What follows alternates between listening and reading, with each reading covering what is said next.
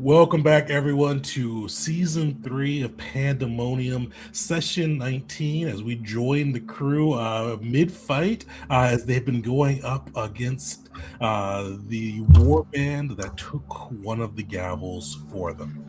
Taking a mission from the chase, the uh, bounty hunter guild that occasionally works with Crash, they decided to go after warband leader Afak, claiming the bounty that was put up by Jeet's own mother, to bring down the band that ended his life, preferably taking them alive for a heftier payday, or ending them just for some little gold.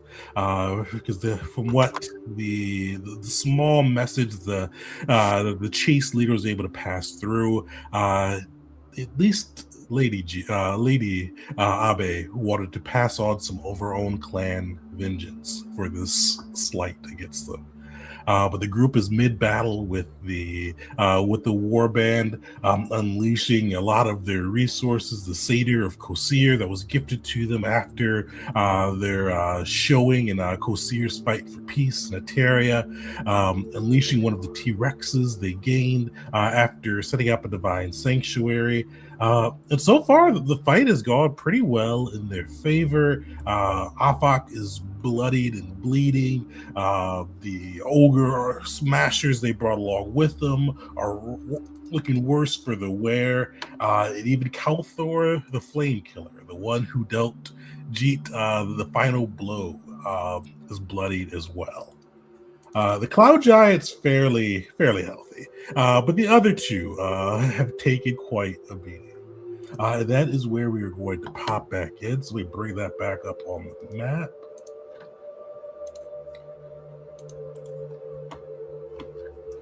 Oh, my dice aren't working. I'll have to fix that on the stream. But yeah, so we'll bring you guys back in the map. We stopped with the on warband leader Afak's turn. You see him on the ground after being knocked down by the Callie, what's your summon's name? I'm blanking on the summon's name. I apologize. Dura. Dura, thank you. I was like, D something, but I could not remember. Being knocked into the ground by Dura. You see water, kind of blood pouring off him like water. And as you do it, it's been a couple weeks, so I'll even re-describe his appearance too, because he looked worse for the wear even before this fight began. His skin had atrophied, his hair had grown brittle and gray, and spots had fallen out. You see that his veins were overextended, and you see that effect continues here. You see like his veins continuously pumping, more bits of his hair falling out, this haggard look at his eyes intensifying. You can see like, as like the blood pours off of him, it even starts to rain a little bit, with water starting to kind of tumble down around him. And let me do that real quick. Okay. Let's kick it back off with Afak's turn. So he is... Yeah, he's going to have to Fortune Bird one of his actions to stand up. I have no idea if I'd use my reactive strike or not. How far am I? Let's see. Only the... I think I'm... Okay. I think I may have, but I also remember Dura being bigger. Yeah. I think I may have tried to strike about that. The Skull Crushers. Yeah, she was big, yeah.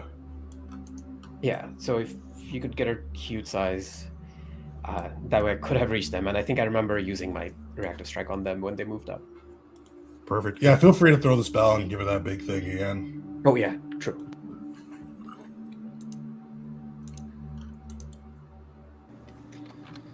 Perfect. So he will stand up then. And you see, like, for a moment, he tries to start traveling after the satyr, but realizes he's far too slow to even catch it. And then you see him just raise his fist and smash it in to Dura. For a hit, luckily not a crit. For 42 damage as he bashes into Dura. I remember proper, he heals off of crits, right? He does.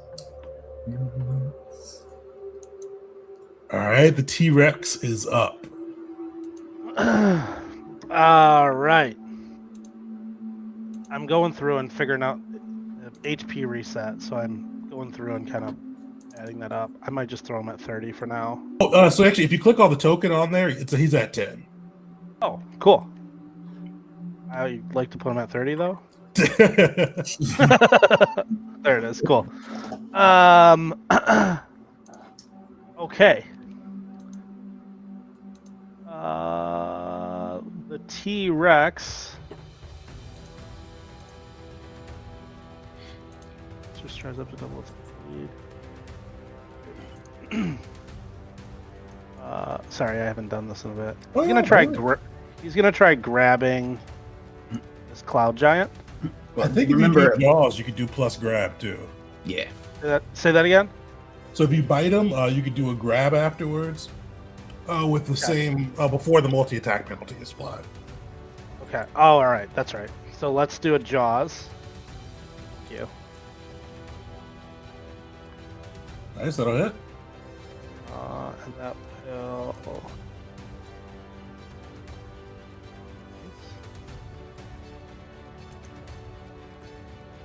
Now we will grab.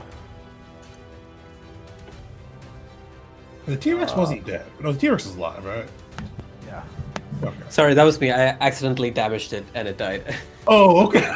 And it died, yeah. So I'm gonna roll a grapple here. Yeah. 32 versus a reflex. Yeah, you grabbed him. Heck yeah, dude. How does that all look, T-Rex the T-Rex delicious? Yeah, the T-Rex takes like a big chomp out of him, and then, you know, the little arms, I can't imagine it grabbing it. So maybe it kind of like curls its tail around and like grapples the giant closer to him, and then he is going to use a fling action. Alright.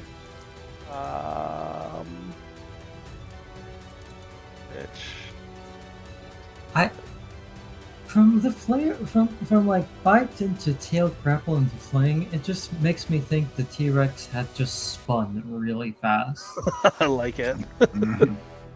So the T-Rex flings a creature 10 feet in the air and 20 feet away. So I will fling it up towards the north. Alright. Like.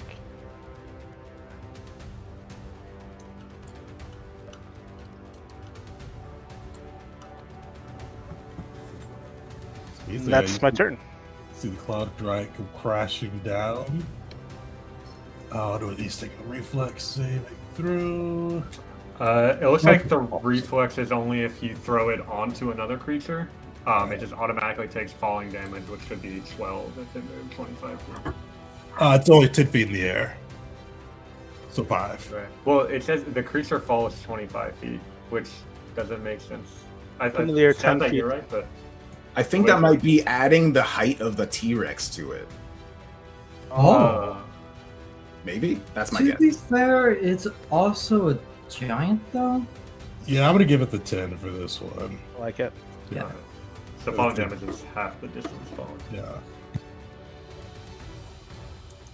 Alright, so she's going to have to stand to her feet, burning one of her actions. Is she gonna mess with the giant? No, she's gonna stick on her mission. She's got 30 feet.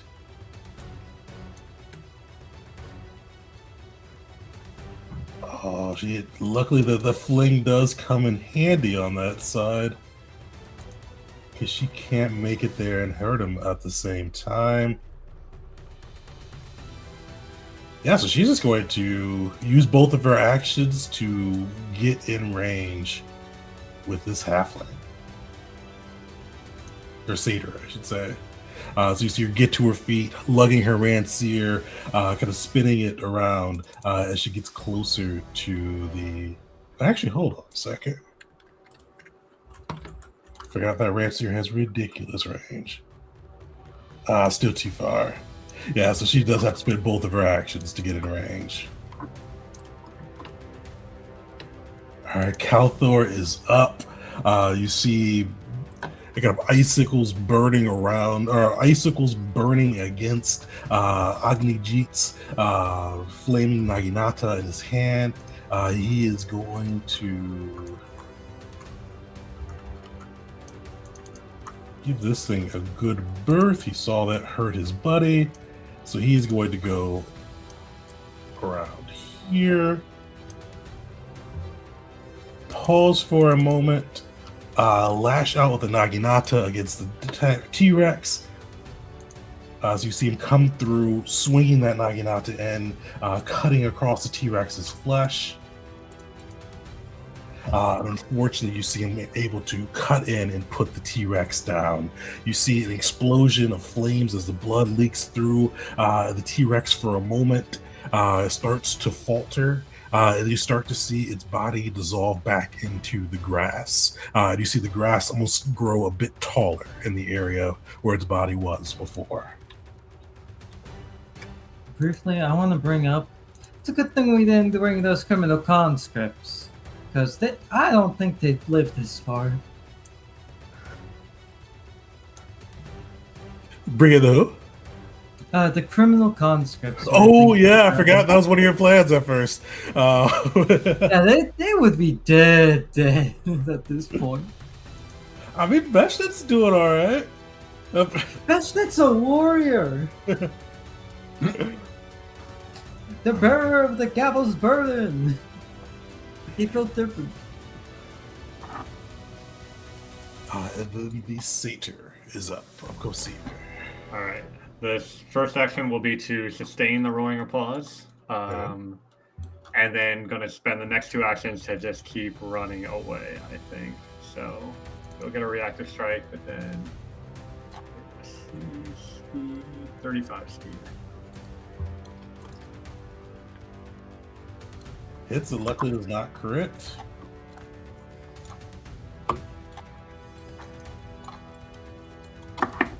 As you see, she gives a kind of a glancing blow as the satyr walks past. All right, Beshnet is up. He is inside the glowing orb. I remembered exactly at this very moment that I was the one running Beshnet. All right, so Beshnet takes a moment, holding the banner, looking around, trying to decide what to do, while I take 10 seconds to quickly look at what he can do again. I think he is going to use... Yeah, he's going to shout out to all of the gavel. Unfortunately, the satyr is out of range, but that's okay. He is going to shout, "Stay in the fight! Stay in the fight! Stay in the fight!" And I'm going to use Stay in the Fight. Nice. So it gives everybody 10 temporary HP. And then, what should he do with his last action? What can Beshnet do with a single action? I can't imagine. He's very intimidating to try to demoralize somebody. He's also significantly lower level than all the bad guys we're fighting. So, Very briefly, Crash was within the circle, but not within the squares highlighted with Beshnet. Would he get the temporary hit HP or no? Yeah, he's within the circle. The squares highlighted is Will's barrier. Oh no, if you hover over Beshnet, it shows you squares for his aura. But okay. Weirdly enough, not all the squares that were within the circle are highlighted. Yeah, if you're not in like the highlighted squares, unfortunately, it wouldn't apply. Wisteria wouldn't get it either, then. well, I have an action I'm not using.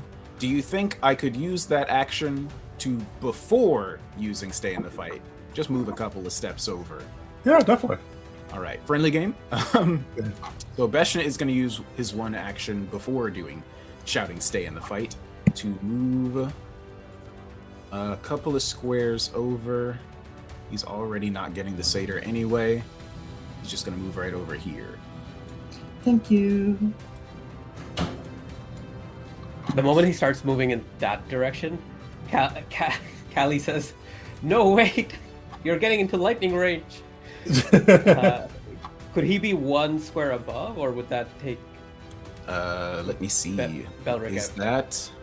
That takes crash Belric out. still in? It does take crash out. If you could go right here. That would That would- take Belric out. Damn! Unfortunately, he will You have have to choose between Okay. Belric Okay. and Crash. Okay, Okay, it's listen. No. I Put can him- take put him- hits. I can Put take him, hits. put him I'm back okay here. with that. Put him back here. I'll do something else. I have full HP too, so it's fine. All right. Oh, that's Callie Beshnet, not you. looks- You're good. You're good. Oh, okay. Callie looks at that positioning and develops an irrational dislike for Beshnet at this moment. And it's okay. I can Hey, try something else. Now, can effects go in and out of the circle? it does not prevent effects. It provides cover, but it does not prevent Okay. things that don't require that kind of thing. Okay. This All is right. auditory, so I think that would probably completely circumvent cover. Yes, the cover is just for like attacks going through the dome. I see. I'm about to shoot chain lightning, so that's definitely an effect. Nice. All right. I will target what's his name, the Jeet killer. She's like, the sooner I get rid of that one, the faster these people will move on. So, let's begin the casting. Can I get a roll from him? If he crit succeeds, the lightning just stops right there. You'll fail? Okay, good. Then we go on to the Cloud Giantess. She will. Oh, close, but not crit success. Okay, then to complete the link, I will target myself. Wow. Oh, Lightning rod. Okay. So I roll. All right, good. Ideal outcome. Then from me, it jumps to the troop here. Can you roll for that? oh! This is wild. Nice. Spirit, I tip my hat to you. That is some big brain stuff right there. I had to because of Besh. Otherwise, Dura would have just exploded with lightning there. Okay, and then I think it's just 30 over to Afak over there. From I the think top it's too to far top. for Outback, isn't it? I think from like top to top. Not from like bottom to top, but from top. Sorry, top to bottom here. Is it 35? Oh, it's 35. Okay, well then I think those 3 are the targets. I mean, No, yeah, we'll take 3 targets. I don't want to go through Dura as well. Let me see how much. First, let me just roll damage. No, we're not going through Dura. That's where it stops. alright. So roll damage there. Oh, okay. Thank goodness we stopped. Right. Nice. Calthor is looking rough after this. Good. How's the troop looking? It's not area damage, but still, I'm curious how the troop looks. I think the troop's dead. Oh yeah, they're dead. Yeah. Even to see, or they failed this one. So yeah, they are definitely dead. How does it look as you obliterate those troop of skull crushers?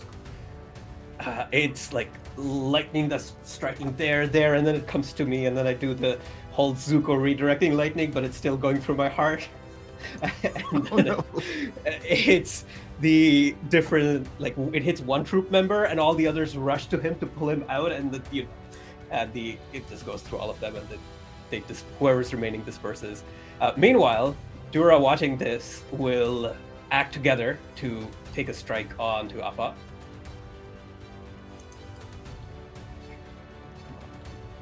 Primary strike. Yes, Oh, yeah? good. That's what I needed. And then with the last 4th action, Dura will do the monster manual thing and just knock it down. This was Tegan. I think we had decided that they would follow the pre-remaster rules and will not need the trip attempt. Oh yeah, I forgot we did that. All right. Yes. So Alpha falls down, and that's the end of my turn. Nice. Nice. Wisteria, you're up. All right. Literally every giant is off guard to me right now. That's beautiful. I'm going to start off with a free action devise a stratagem on Kalor, who's my person of interest. 14's pretty good. Let's see. All right, yeah, we're going to take a shot on Kalor. And you said he's like looking pretty rough right now? Yes. All right, I'm gonna make it a non-lethal attack. All right, so non-lethal -2. Use devise a stratagem. That's a hit.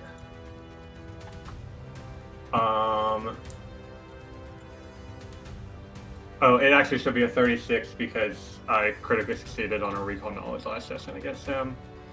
Oh, I forgot to use that analyze weakness action. That's on me. But 32. Nice. How do you disable him without killing him? He's like chasing his the satyr has got his back to me, and I'm like, you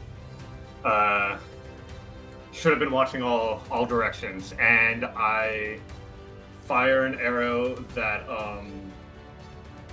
catches him like in it, like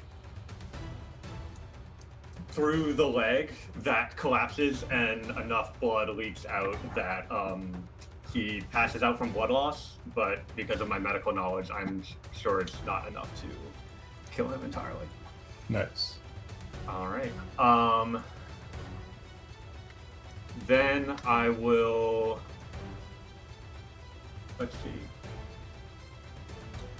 I don't think I've done a recall knowledge on Afok yet. Oh, but he's already off guard. Oh, but do I? No, I won't have the action. All right. I'm gonna make a shot on Afok.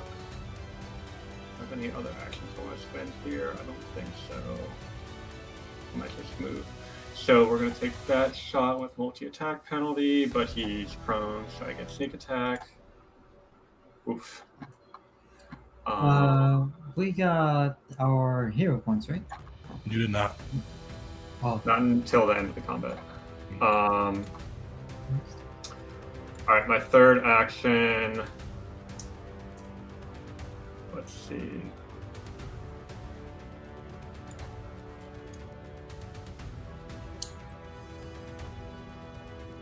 I'm going to move up here. Try to keep some distance, but keep them all in range and stay in the bubble. All right, Crash, you're up. Shoots the All right.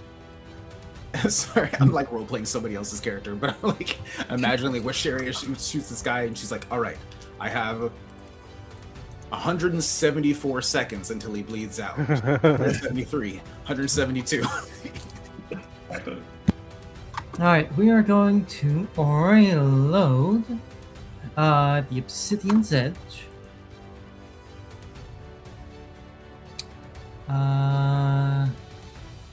Regulars, so I'll do this. Got that loaded up, and we are going to do Cold Shot. Making him enfeebled if I hit. He is already enfeebled too.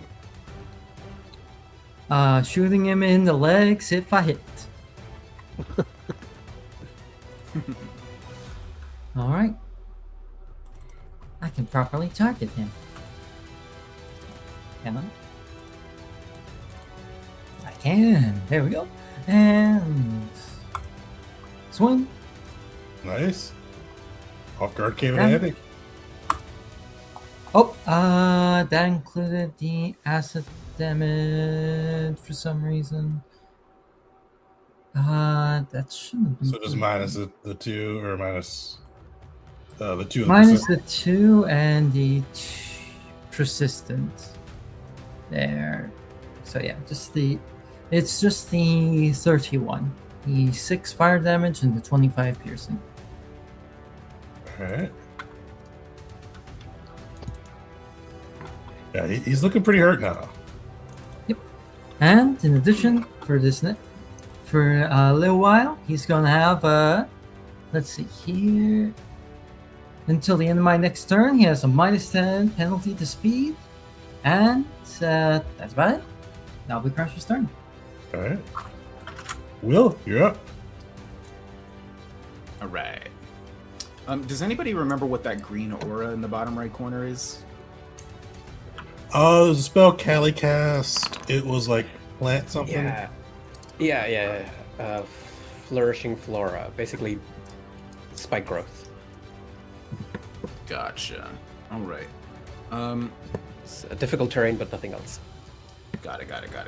All right. I am going.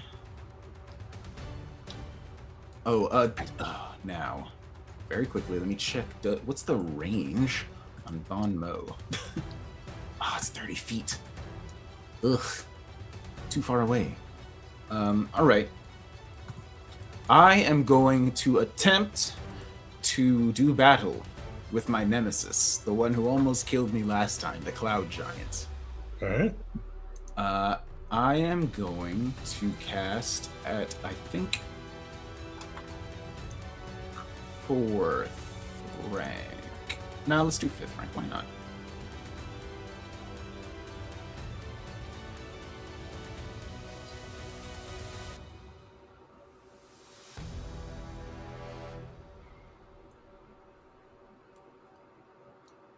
Yeah, let's do 5th rank. I am targeting her with Agonizing Despair in an attempt to get her frightened and not hitting so much. She'll fail. Hey, sweet. Suddenly, as she's like chasing the satyr around, something out of the corner of her eye catches her attention, and when she looks at me, she sees behind me something horrifying, something that is the judgment, the sins, every sin she's committed, represented as a single object. Something that no one else, not even I, see.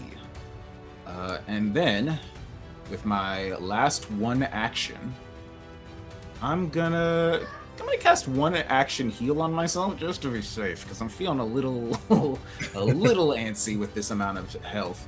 So I'm gonna do one action heal at, let's do 4th rank. She also takes damage from that spell. Oh yes, I didn't roll the damage. Thank you for reminding me. Let me do that first. That is amazing damage. Yeah. What?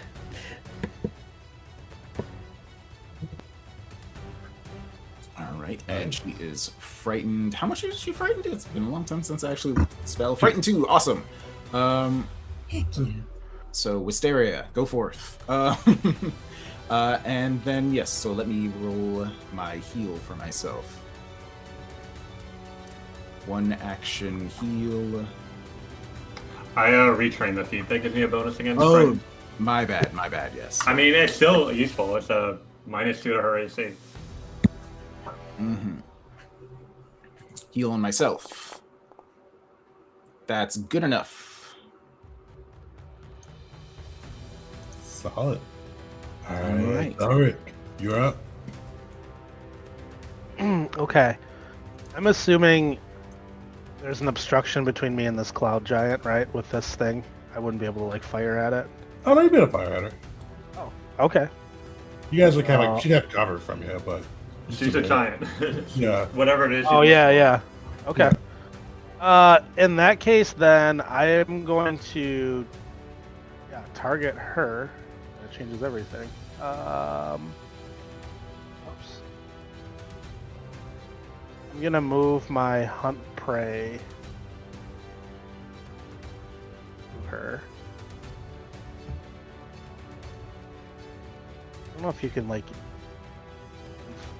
Give her that hunt prey, and maybe that'll make it easier for me to roll my damage. That's like a thing you can drag to her. I don't know why it's doing that lately. But at any rate, my first action will be to move hunt prey over to her, and then I'll take a precision strike. So 2 shots at her. The first one's going to be with warp, wobble, poison. Nice. I wonder if the automation wants you to put that effect on yourself to give you the damage bonus. And that's why it hasn't been working. Just an idea. Can't put it on myself either.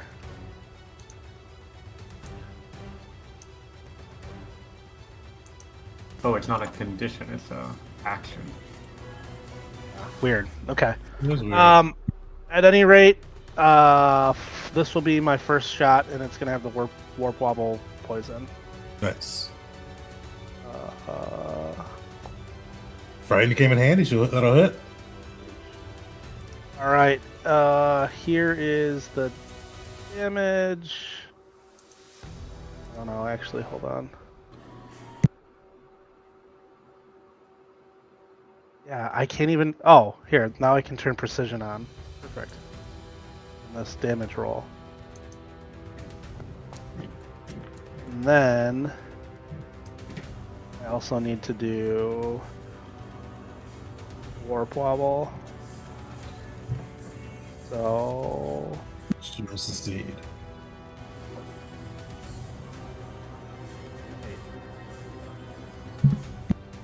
okay.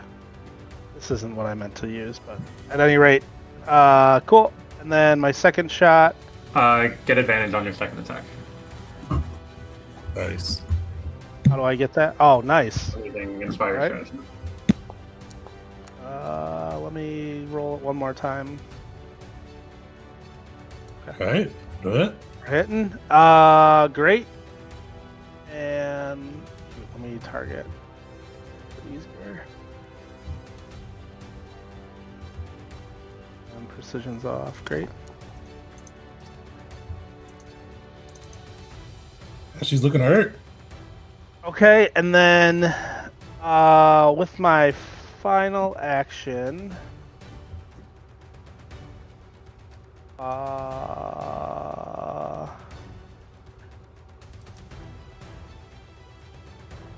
me. Wow, this.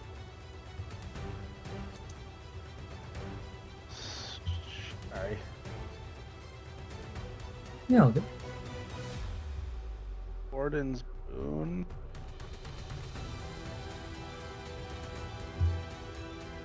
Yeah. I'm gonna give this to Dura.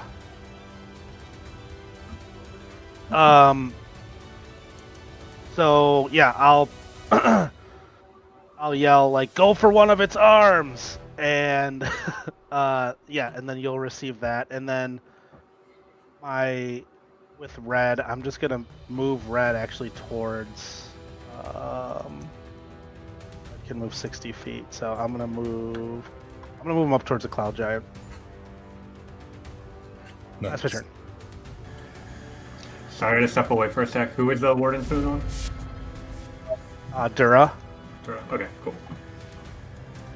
Alright, you see the warband leader once again upon the ground, but you start to see blood kind of continuing to pour off of him. Almost within the blood, though, you start to see vines and almost a sickly glow coming off of it as more of his flesh begins to slosh off.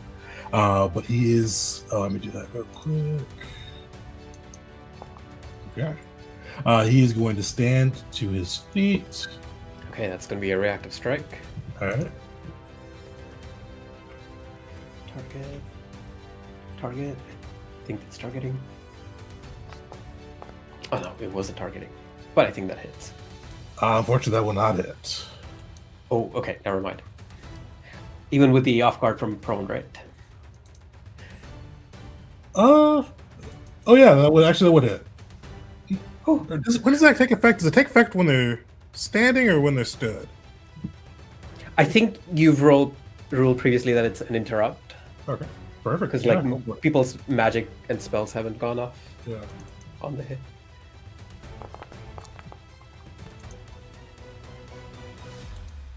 he's starting to look pretty rough and bloody as like these blows and blows continue to rain down upon him. He has one action left. He's going to continue to try to heal himself. He knows he cannot flee. You see him raise his fist up, pounding it down into Dura.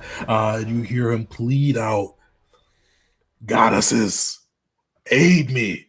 As his blood and just blood, flesh, and life stream are kind of gradually pouring out of him. He will hit, no crits. 32 damage as he smashes into Dura. Yeah, we'll take that damage. And Belric's hunt prey was not on Avok, right? It was on. Yeah, I screwed up there. My bad. Yeah. Okay.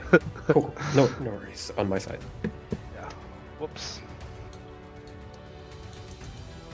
Alright, Ashira is up. Sees her boss getting beat the hell. She's gonna continue. Yeah, she's still gonna continue. She has to get around that bend anyway. She's gonna spend 2 actions to run through that way. Maneuver herself a little bit over here and is going to whack the satyr. You see her bringing up the Rancier High, bits of wind drifting off of it as she brings it down. But luckily, that frighten comes in handy as she completely whiffs her strike against the satyr. And that is her 3 actions. And the satyr is up. The satyr will just like boil raspberries at her, and then sustain the spell, and going to stride another. Let's see, can I go make another 2 strides? All right. She will strike out before you leave. Just barely clipping him. Alright. Actually, I might just do 1 stride after that, depending on the damage. Alright, so let me move here. And put that damage. Yeah, he's gonna do a 1 action heal on himself as his 3rd action. 4th rank. Nice. That's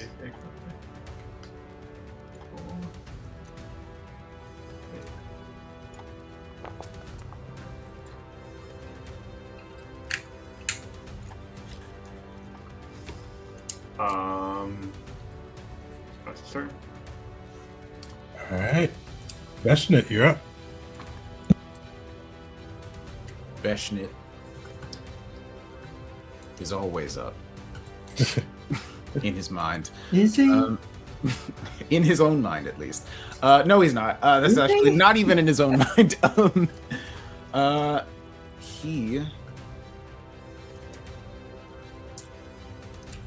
I think is just gonna keep waving the standard and continue to tell everyone to stay in the fight. Oh, well, actually, has anyone actually lost any temporary stamina? I guess Dura did. So everyone should still have their temporary stamina from last time, which I forgot to give myself, actually. So I'm gonna do that. So instead, just as a way to give everyone a chance to be where they want to be, he's going to call out advance! And I'm going to use signal the advance. 2 actions. Everyone can step, stride, or stand if they would like. Already used my reaction. Same. I actually got Yeah. I guess you share one with Dura. Yeah, okay. Yeah. Yeah. But Belric can get a little further away from the giant, maybe. I actually moved red closer. Ah, I moved red right on. Sweet. He's in melee range, so yeah, that helped. And then I use my reaction to move closer to Dura. Will is going to take a couple of steps forward just to be in range to do stuff to what's his face? Afok. Just in case. With the last action, he is going to just get in the very center of the dome, trying his hardest to be as safe as possible. And that'll be his turn as he continues to wave the standard in in circles like this. Just, ah! Living up to his title as a standard bearer. Callie, you're up. Oh, that's why I was invisible. Okay, I forgot about that. My armor did that, but then when I shot lightning, it should make me visible again. I'm just gonna change that after my turn because it's not gonna matter here. I will begin by doing Boost Eidolon on my Eidolon, but I will first cast Extend Boost, and then do Boost Eidolon. So I'll just have to make a nature check to see if that succeeds. Yeah, that succeeds. So my Eidolon is well and truly boosted, which will give it the opportunity to make a strike. Act together. Okay, come on. T for target. Attack. Oh, close. All right. And then we'll deal all that. Wait, hold up. Did that count as boosted? Yeah, I think that counts as boosted. All right. How does Dura end Warband leader Afok? Okay, this is a lethal takedown, just FYI. Yeah. Dura has not been finessing this. It's continuously just like hit him with this electrified vine and then take him down and hold him down and then hit him again and then take him down. So then when he's looking the most unsteady, there's the last bit of vine that just hits his second right arm and grabs it and then pulls it right off. And all of that greenish energy that was around him just turns to black and he drops. You see that energy arm fly off, the energy turn to black, but you do see him stand once again, bloodied, chaotic, just almost just magic swirling with greens and almost bits of water getting caught in its mass, dripping off of him. As you look into his eyes, you can see there's no intelligence left behind it, but he rises to his feet. Wow. Okay, well, someone else will have to do the non-lethal on him, or lethal, because Callie has already turned away and is pointing her staff at the Cloud Giant. And with her staff, she will use all the remaining 4 charges to cast a 4th rank lightning bolt. Nice. She'll fail. Excellent. All right. Yeah, decent rolls on the D12. She's starting to look pretty rough. Kelthor is already down. Wisteria, first one with good perception. One thing you notice, like almost between the bits of rain, it almost seems like the rain almost illuminated it a little bit. You see, like in the distance, like in the sky, like kind of above where this fight is taking place, like almost just like you're focused on the battle, but you see like a catch of almost royal blue and silver, kind of just like out of the corner of your eye, almost just darting through the clouds. Taking a look at it, it almost, for a moment, you think it's a bird, but then you start to notice metal glints on there. Getting a good look at it with your perception, you see it looks like a falcon, but it's mechanized. It's clockwork. Royal, and you're actually you're an expert in society as well. It's wearing Codini colors.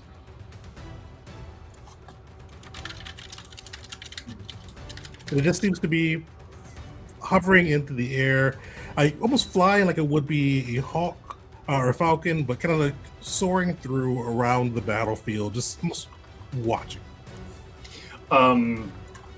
I'll burn an action to try to do recall knowledge on that to see if I have an idea of who might have created it or sent it here or what its purpose might be. Sure.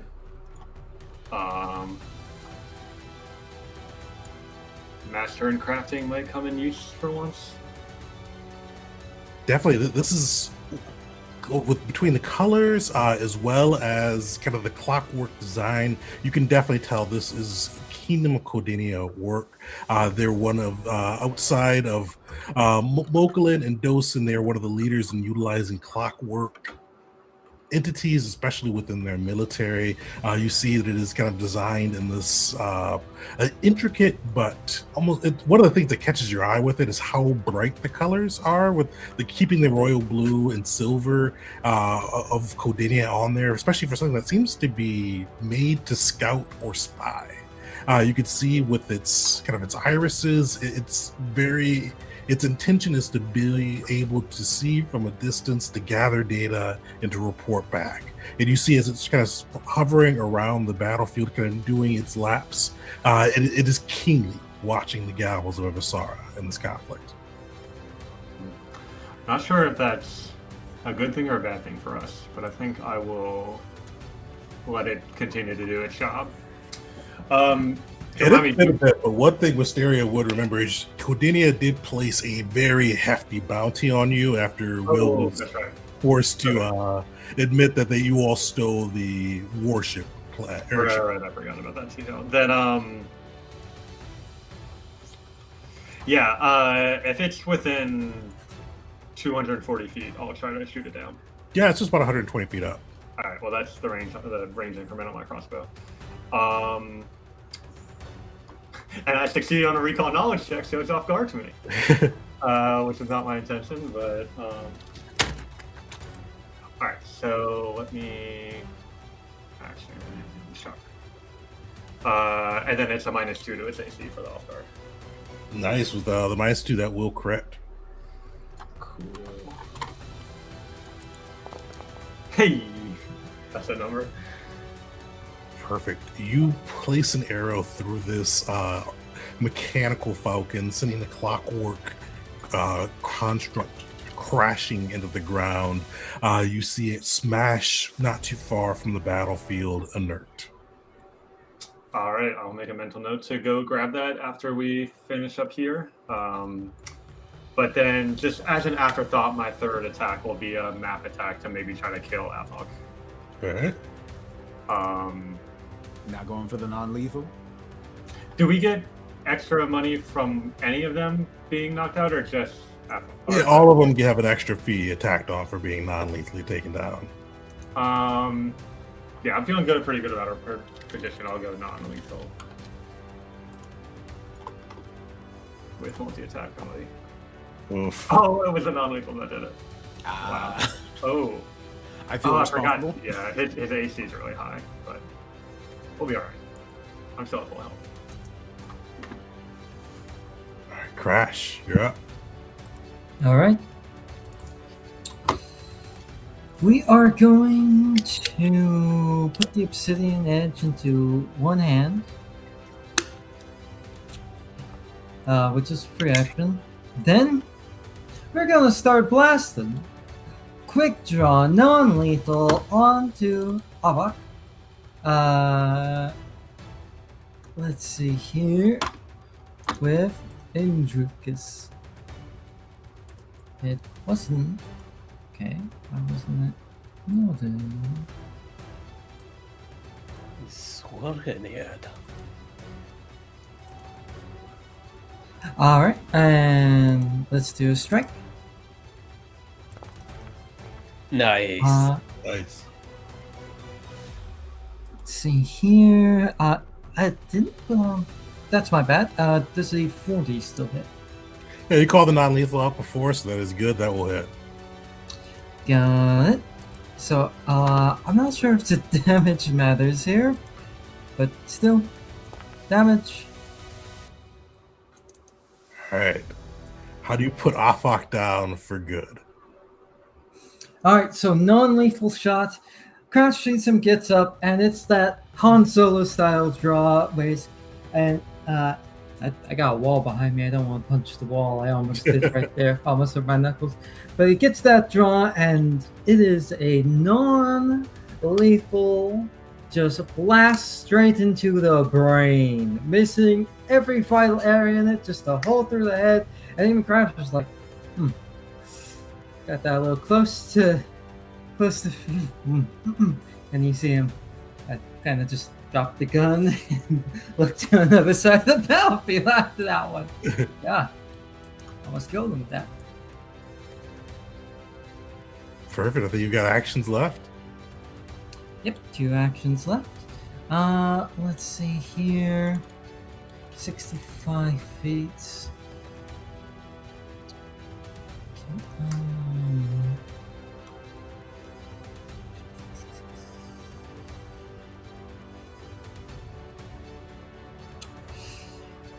Oh no.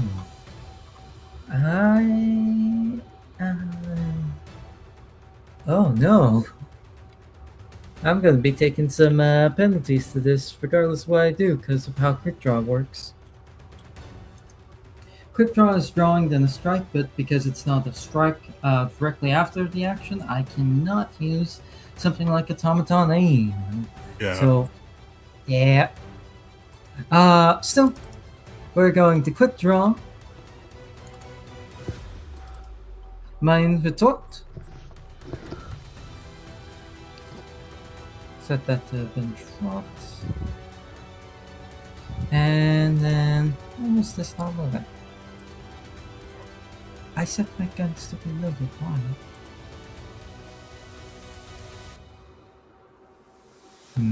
And we are going to shoot. Let's see here, everything on there. 17 for a critical miss, making my gun misfire. So we're going to drop that. And I no longer have... Wait, no, I have Nolan Roach. And last action, third roll to hit. Quick draw. This one should... Okay, there's something funky going on. What I usually will do is after each combat, I have to do this where I will drop the guns, but I have a magic item that lets me like get them all up with just the 3 action thing. But I have to physically in the sheet click retrieve, retrieve, retrieve, retrieve, and whenever I do that, I load them up again, and none of my guns are loaded for some reason. Oh, Well, last session, I believe somebody else was controlling all your stuff, so maybe somebody done messed up. I don't know. I don't think so, because, well, I'm gonna, let's see here. If I draw my Giselle, this isn't the real draw, I'm just checking something. Yeah, Don't worry, that's Def. You'll not just bad. reload that one and just make the shot. Yeah. Yeah, sorry, yeah.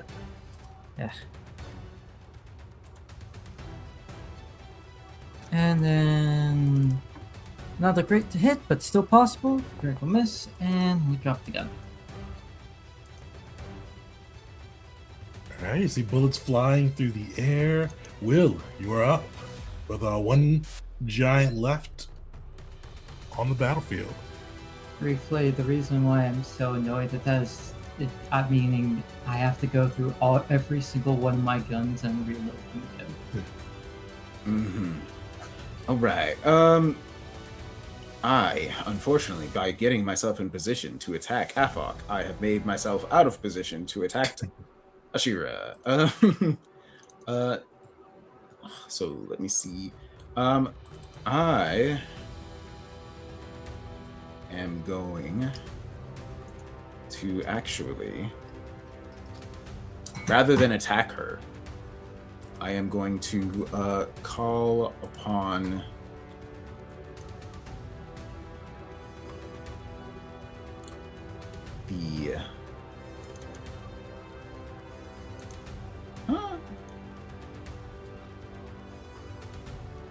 Yeah, I am going to call Rashanael.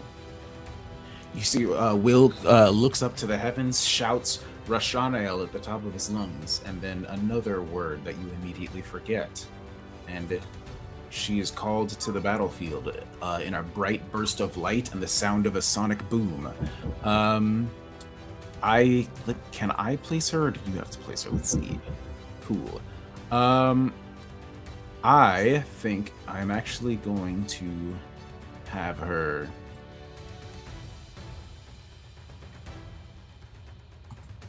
attempt to strike the giant, which I actually rarely have her do. Right. So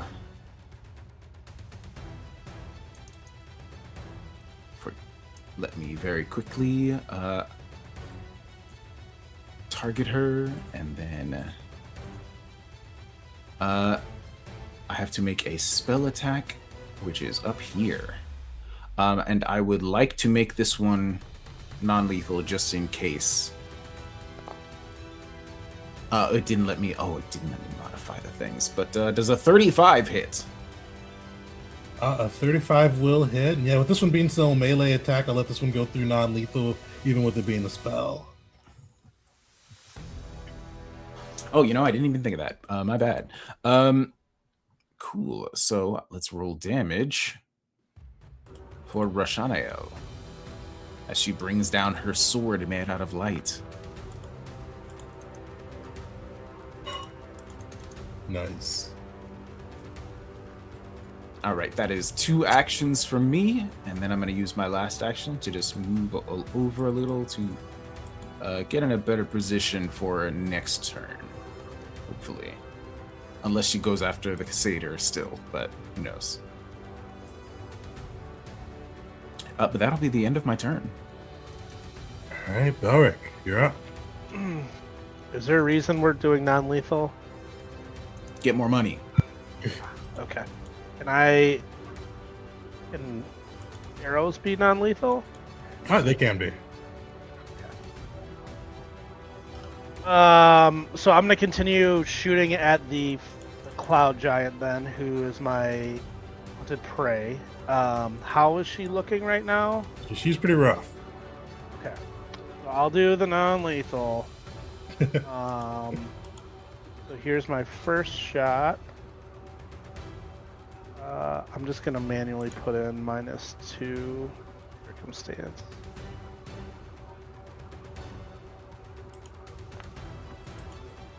That'll hit.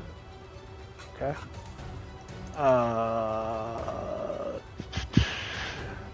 Target.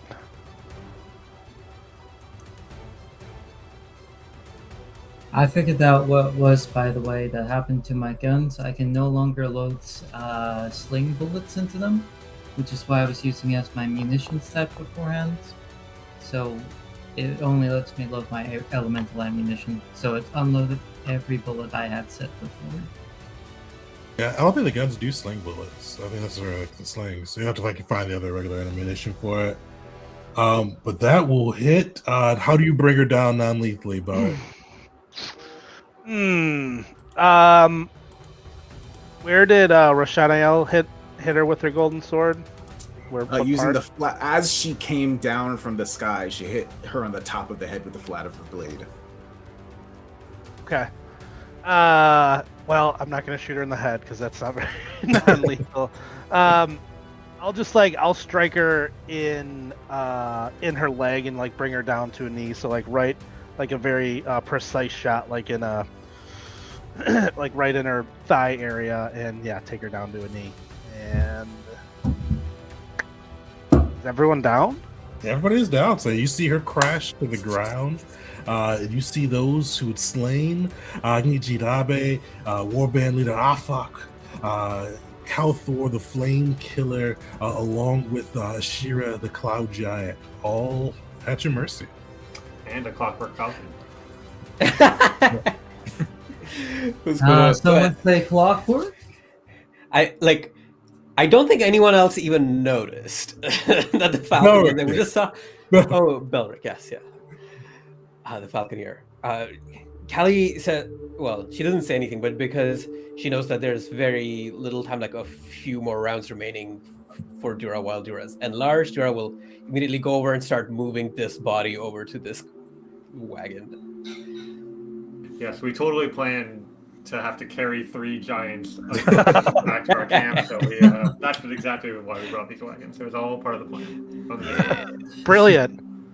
Yeah, the wagon's actually gaming. What is the goal difference between a Fok alive and dead? I'm just curious. So 2K dead, 4K alive.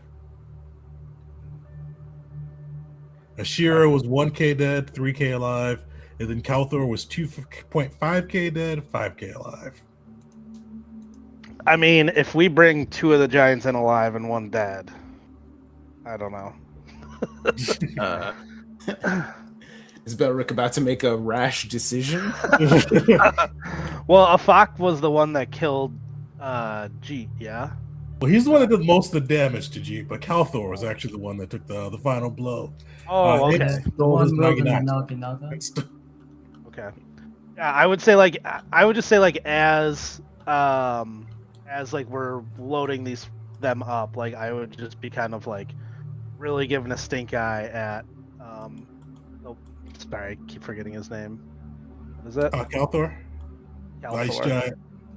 Yeah. And then Crash, your contact at the chase basically just said to let him know once you have him. You didn't say you had to bring him anywhere. You said to contact him once they've been dealt with. Master Rickinson. Got it. So just you can contact him now. Pretty much. You could if you'd like to. Yeah, Crouch, after all that, he's actually feeling pretty good. He's not too close to death. So, after retrieving his guns with his bandolier, he'll start to call him up. Also, for the sling bullets, if I use those, the projectile ammunition I had for my guns prior would not load, and only the sling bullets would load into the guns. Now the sling bullets no longer load into the guns. Okay. Definitely, when you're able to kind of reactivate this contract paperwork that you've gotten from Rickinson, you see this contract begin to glow, and you see that go once again opaque before taking on the face of Master Rickinson, the lizard folk. And you see his grizzled face kind of grunt at you. What do you have to report on your hunt? We have taken care of it. Each one of the giants taken alive. All alive? All alive. Each one felled by our own hands. They barely laid too much of a scratch on us. Good. The client passed on these instructions. There's a series of runes you need to place in a circle, and then once you've done so, trigger the contract again, and she will come for them. Crash will nod and look towards the runes. And basically, he just gives you kind of a series of runes you kind of just need to etch into the dirt. Basically, just a repeated symbol of arcane energy and just kind of arcane runes and symbols that you kind of are able to etch in around the dirt. Is there anything that you do before completing it or notifying Rickinson? Crash has half a mind to monologue to one of them, except for the fact he admittedly doesn't want to wake them up.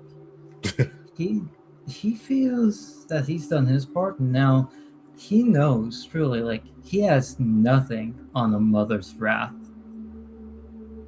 So he's ready to send them back. Callie will see that initial impulse and will encourage him and others that, hey, if there's anything you want to say to them, now's the chance. Just give me your weapons first, but just go right up to them and let it all out. You know what? Fine. Yeah. Crash will actually, like, for once, he doesn't fully disarm, but he gives all of his immediate, like, he could quick draw weapons over to Callie and goes over to this one right here. Perfect. You still see Jeet's Naginata kind of sparking and sizzling against his frozen flesh.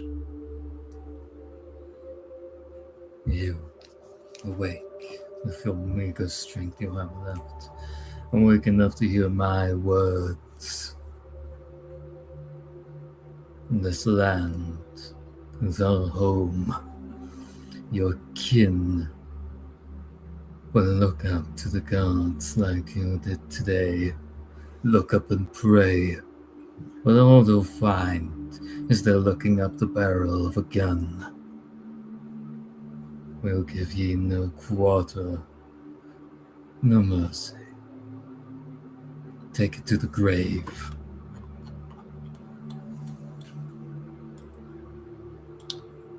And he'll go back to drawing those runes.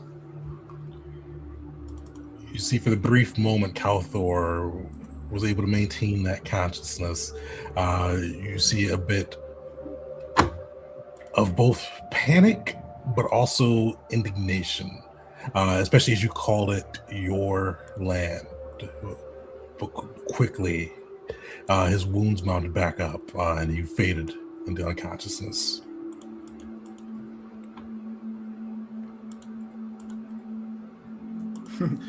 Will is just gonna like sort of look kind of with like an air of disgust at all of them. He's like, I only got one word to say to all of them.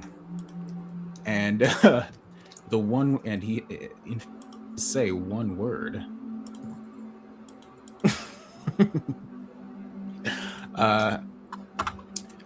This is not obviously gonna have any mechanical effect, but he's just gonna say, repent. Nice. And then he goes to work doing anything besides interacting with these giants that he can. Perfect. Well, as you all finish the runes and trigger the contract once again, you start to see the runes begin to glow arcane magic. It almost looks like it's... You've seen people teleport before. This almost seems like it is ripping through barriers to cut through into these lands. You see it just ripping, like the energy swirling and cutting into the dirt, cutting through protections laid into Kata itself, and you see a portal emerge. And stepping through the portal, you see four beings. In front, you see Lady Haruna Abe.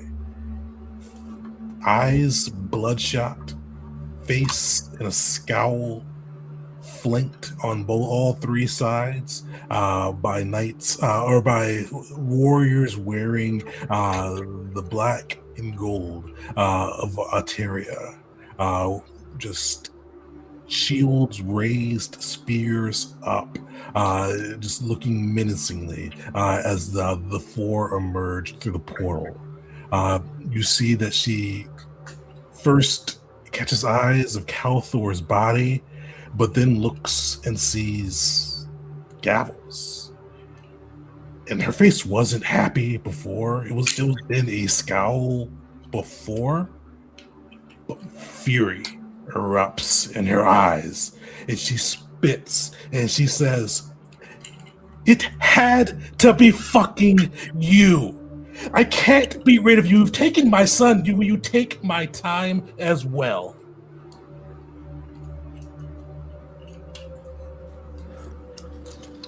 Nice to meet you too, Aunt Haruna. Well, in exchange for your time, we give you these prisoners. My boy, my son, Agnijit would be alive if he wasn't with you, frolicking on to foreign lands, irritating those who he had called friends, turning his back on his family. being branded here a heretic and follower of Shinzo due to your madness. You think this makes up for his death and you caused it, indirectly as it may be?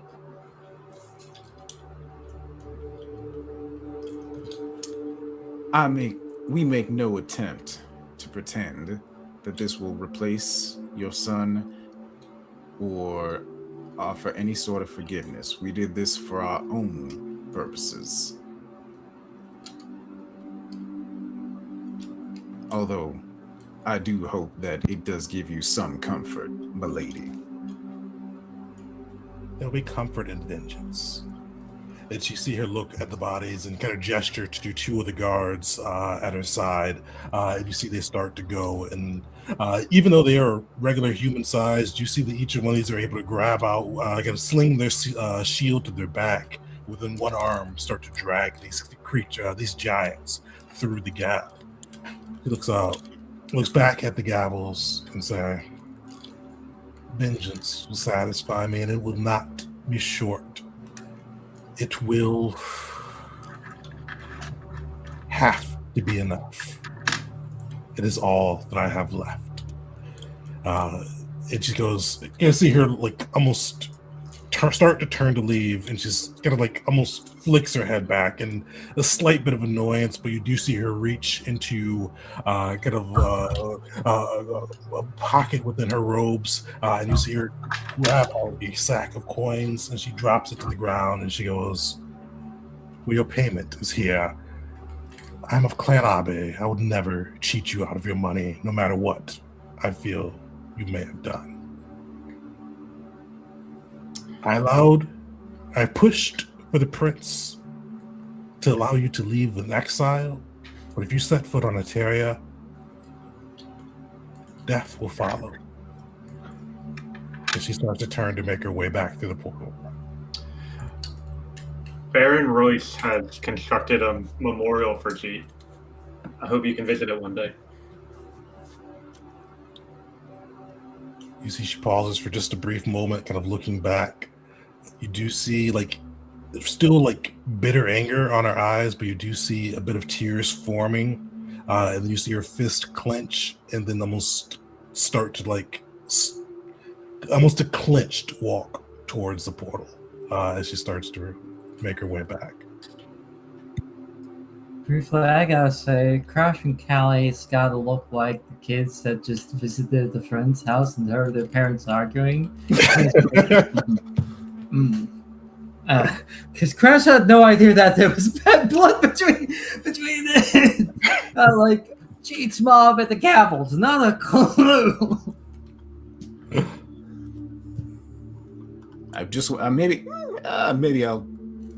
I'll call out to her as she goes through the portal, and perhaps before it closes, and just say, "We hope you know that we believe your vengeance will give us some comfort as well." You see she does pause for a moment and says, "Then take comfort in that, if nothing else." And you see her just kind of go through. She does, as one of like the soldiers brought the first two bodies through. The last one goes and gets Calthor's body and retrieves the Naginata, and then brings it both the body through the portal and gives the Naginata to Haruna. And you see the tears as she kind of holds it finally do fall.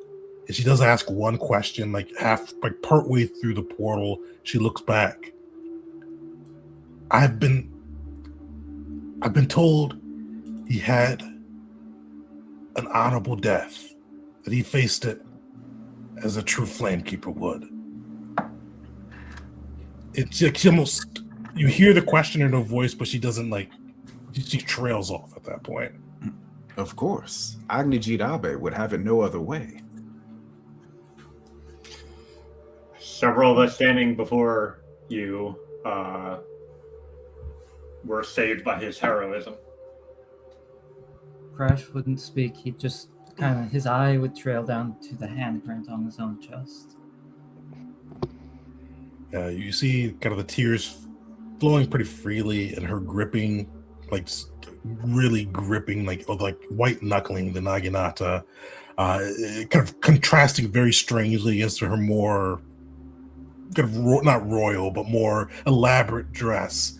But she doesn't even she just kind of nods her head slightly, and you see her step through the portal, flanked by the other Tarian guards, and you see this distortion, this kind of and the portal looks. And for those who are expert or higher in Arcana or occultism, basically, she had to borrow some high level spellcasters to break through kind of the wards and barriers protecting Kata to be able to teleport through, similar to what you guys have seen the prefects do when they do it.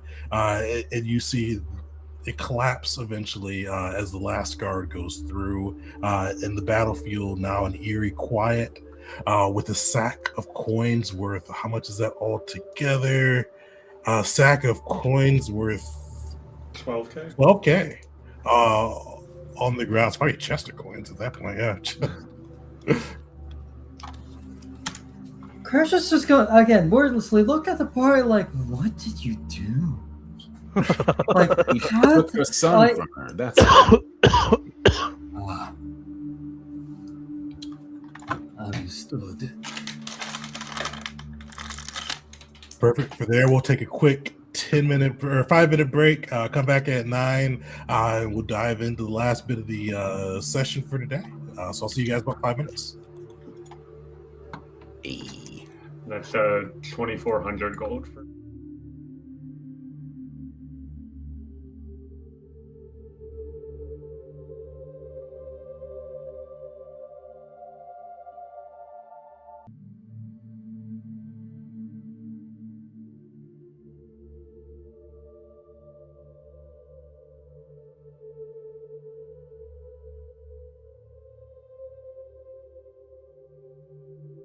All right, welcome back, everyone, to part 2 of session 19 of season 3.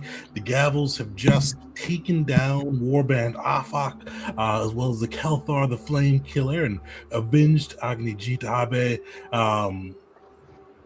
Before we move on, is there anything you all want to do in that scene?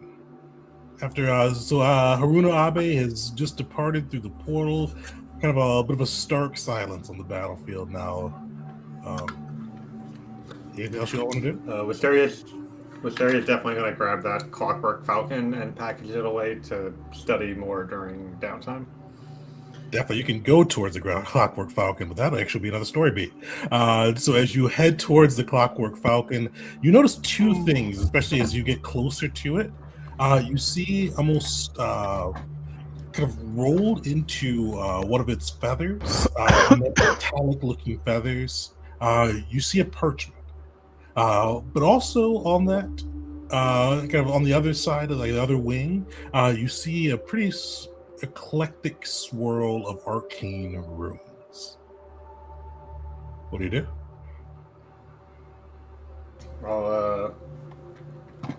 Well, first I'll check to see if it's triggered to maybe explode if tampered with, or has any other defensive mechanisms. But barring anything like that, I'll take that parchment and take a read.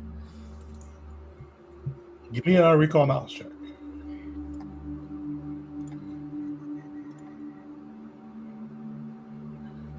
Yeah, so you see these runes, almost two sets of runes on this side. You're able to kind of take a look. You're able to decipher. There's two, serving separate purposes. One of them looks to be a projection rune, kind of for projecting kind of images, sounds across distances. And the other does appear not to be a tamper rune, but it does seem to be like a fire rune that seems to be able to, once triggered, destroy the arcane construct.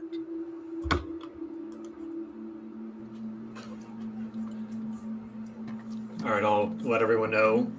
Be careful with this. It is triggered to, or primed to potentially explode or at least destroy itself.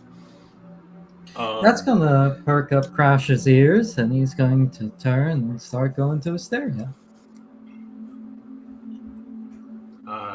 Maybe if we work together, we can try to disable that part of it, and I can take a more careful look. What do you think? A construction like this would be a quite interesting venture to learn all of its ins and outs, what makes it tick, possibly even recreate it. Yes, I'd say that'd be a worthy use of time.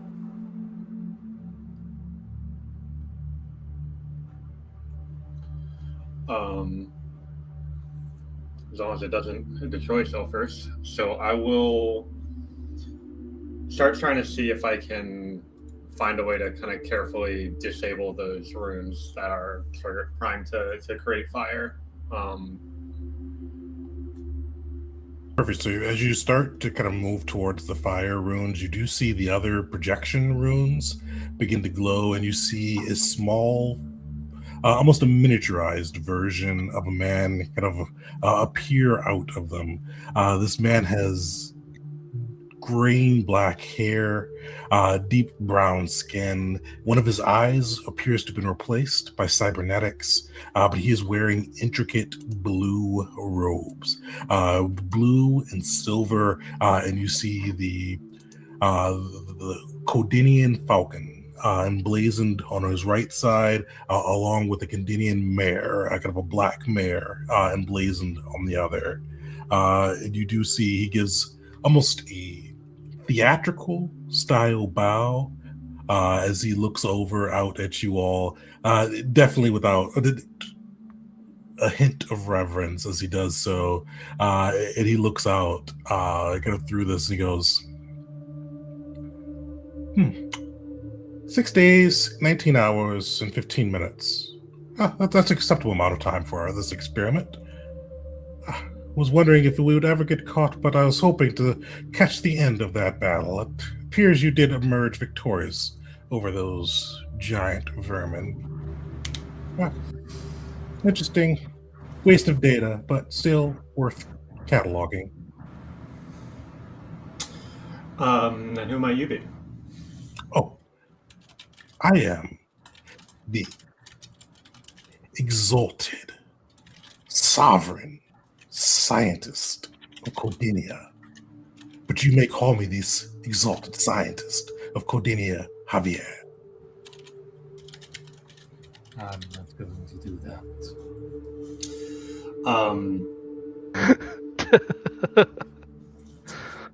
So you sent this little falcon to keep an eye on us for 6 days, has it been now? 6 days, 19 hours. We should always be exact. Hugo knows that. I thought you would. I certainly prefer precision, but I've found that most other people get annoyed by it. So I wasn't sure if that would be to your taste or not, but I can see that it is now. I'm quite curious in how you constructed this and interested in replicating it myself. Would you mind disabling this fire rune so I might be able to learn some more from it? Would you like a spot of tea as well? A cookie? I could tuck you in tonight as well. Are we friends? I was not aware. I'd be happy to be. You see, for that moment, he pauses, and he kind of seems like just tilt his head, and then like a smile emerge. I would like to be too. Well, because one day the queen decrees that you all are enemies of the state and put a very hefty bounty on your head, and then within a week, I receive a bird, one of your little foul creatures, at my black site, delivering a letter to Hyuga. That vexed me, if I must be honest. But we could be friends. What would you have to offer me? How could we be friends? What are your thoughts on Notisha? Well, just because we may revere the same god does not mean we are friends.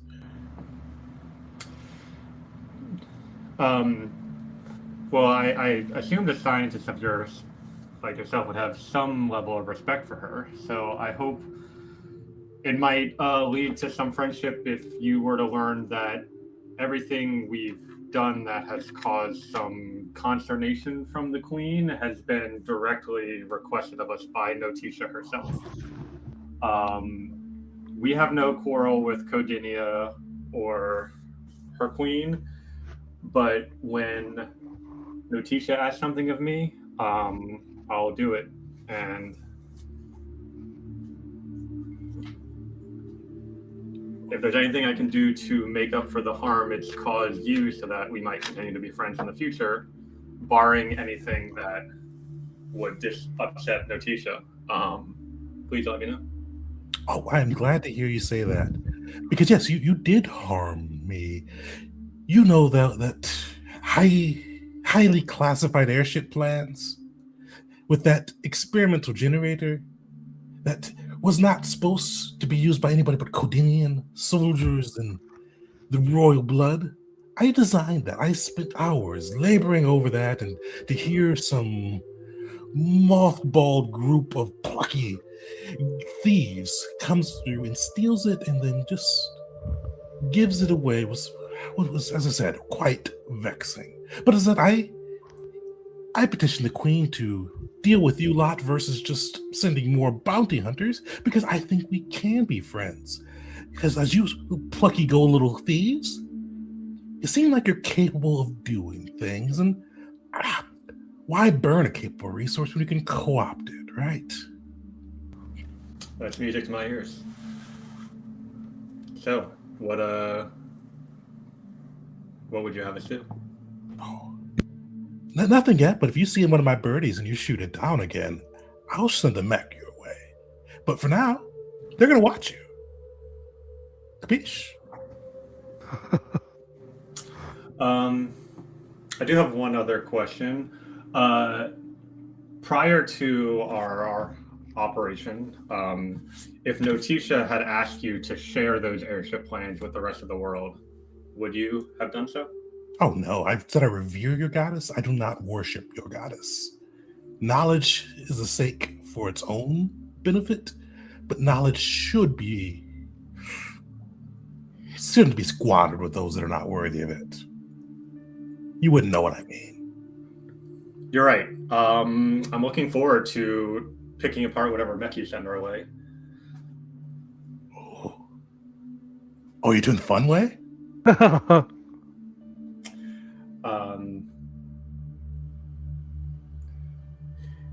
mean, it depends on how stealthy your birds can be.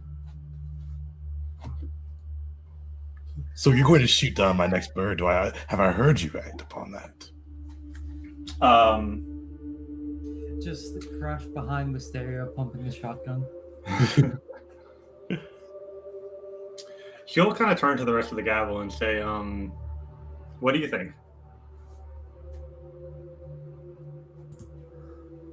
Oh, I assumed Will wasn't here.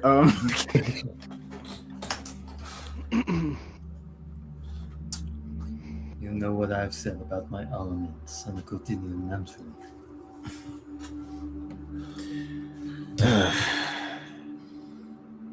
I see no reason to antagonize this fella, although I do find him quite vexing, you might say. I don't see any particular reason we should be making any more enemies than we already have. Hey, what if we could be allies? Who knows? Asteri will say, I hope to learn a lot from you, and I think there's a lot of different ways I can learn about the things you're capable of creating. So, if you don't trigger this bird right here to explode and disable that fire rune, then I'll agree not to shoot down any more of your birds and let you spy on us as much as you want. Oh, well, of course you can take a look at this bird. Now, yes, this is a pittance. But yeah, the birds will be around. I may not even hide them from you now. That's maybe fun. They're just going to observe. They're going to watch. They'll be there. Just, as I said, knowledge is always worth it, especially when those with the will to do what needs to be done. So yeah, I'll disable this fire rune. Feel free to poke at this pittance. Oh, and Yuba wrote you a letter, so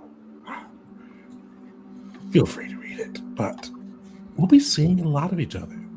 And for as long as you guys let me observe, and when I ask something else, imply, there won't be any bounty hunters your way. The Queen has given me permission to conduct my experiment. Because I am the exalted sovereign scientist, Javier. But it was nice meeting you guys. I look forward to seeing the data. And you see the image fade out. Crash immediately, as soon as the image is gone, just goes, at the risk of sounding like a psycho, I really want to blow that guy's brains out. Well, there's a lot of information out of those brains, so I'd like to get that out first, and then you can do as you please. I wonder why he's spying on us, if not to try to kill us for Cardinia's sake. Oh, it's quite simple. He's most likely trying to understand your fighting styles, what you do. Perhaps instead of bounty hunters, he'll merely poison you. Or pump in noxious gas with no scent while you sleep.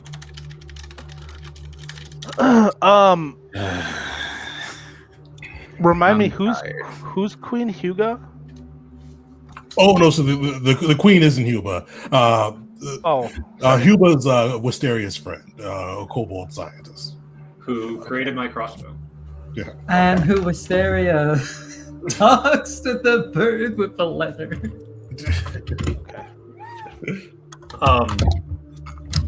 Yeah, I'll grab that piece of parchment in the bird's feathers, assuming that's Huba's letter, and read over it.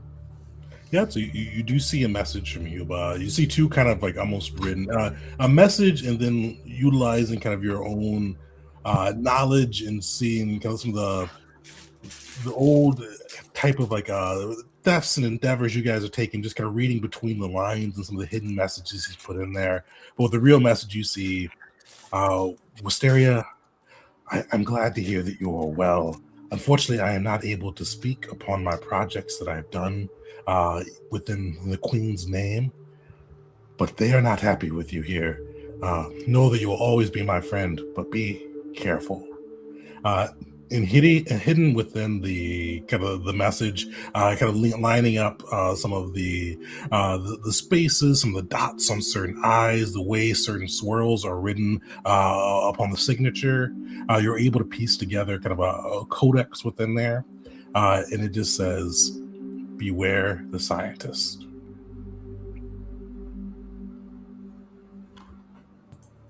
Yeah, I'll share that hidden message with the rest of the gavel, explaining that we were also in a thieves guild together while in college in Mokulin. Yes, I'm definitely interested, and we'll spend like downtime kind of, if we do decide to do downtime, like picking apart this bird, trying to figure out if I can recreate it or repurpose it for our own needs. But I definitely also want to talk to the Baron about the situation, because if he doesn't like the idea of this scientist spying on us, then we'll have to start shooting down birds. To be fair, it is a branch of Codinia which just unveiled its super weapon and may be an enemy very soon of Kanda and Kata. So I doubt he'd enjoy the idea.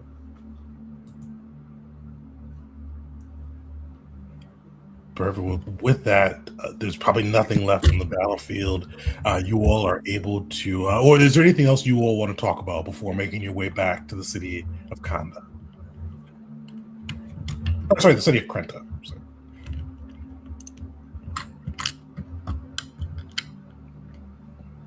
Nothing I can think of. All right. Well, you guys are able to kind of pack up, bring back kind of the borrowed carts and carriages the loaned were loaned to you from by the Baron, and make your way back into the city of Krenta. And as you approach, you see the war camp stationed outside, the rows and rows of cotton troops, and then the city itself as they're still working on efforts to repair and get it back to normal, starting work on fixing the city gates, just the soldiers busy at repair projects as the Baron keeps them busy. But eventually you are able to make your way through to your section of the camp, finding the balancing act along with the B squad and the other soldiers of the Gavels. And you hear with the 3 days that you've been gone, you hear quite the story from the B squad, ranging from the vampire who had taken young Chris's life to the mystery surrounding Sandrick and particularly potentially Olga, Sandrick's son as well, or Sanda's son as well. Hearing that it could be him masquerading as Sandrick in an attempt to buoy the troop spirits. You kind of get all of this information in a flood as you return, hearing about that loss, the information, all comes as a whirlwind as you get back into camp. Okay, I want to make this a bit because it's the funniest thing to me, but I don't think this would be directly what Kosh does, but kind of around the same energy of, who the hell starts a conversation like that? I just sat down. Thank you for your report, Rodin. You're dismissed.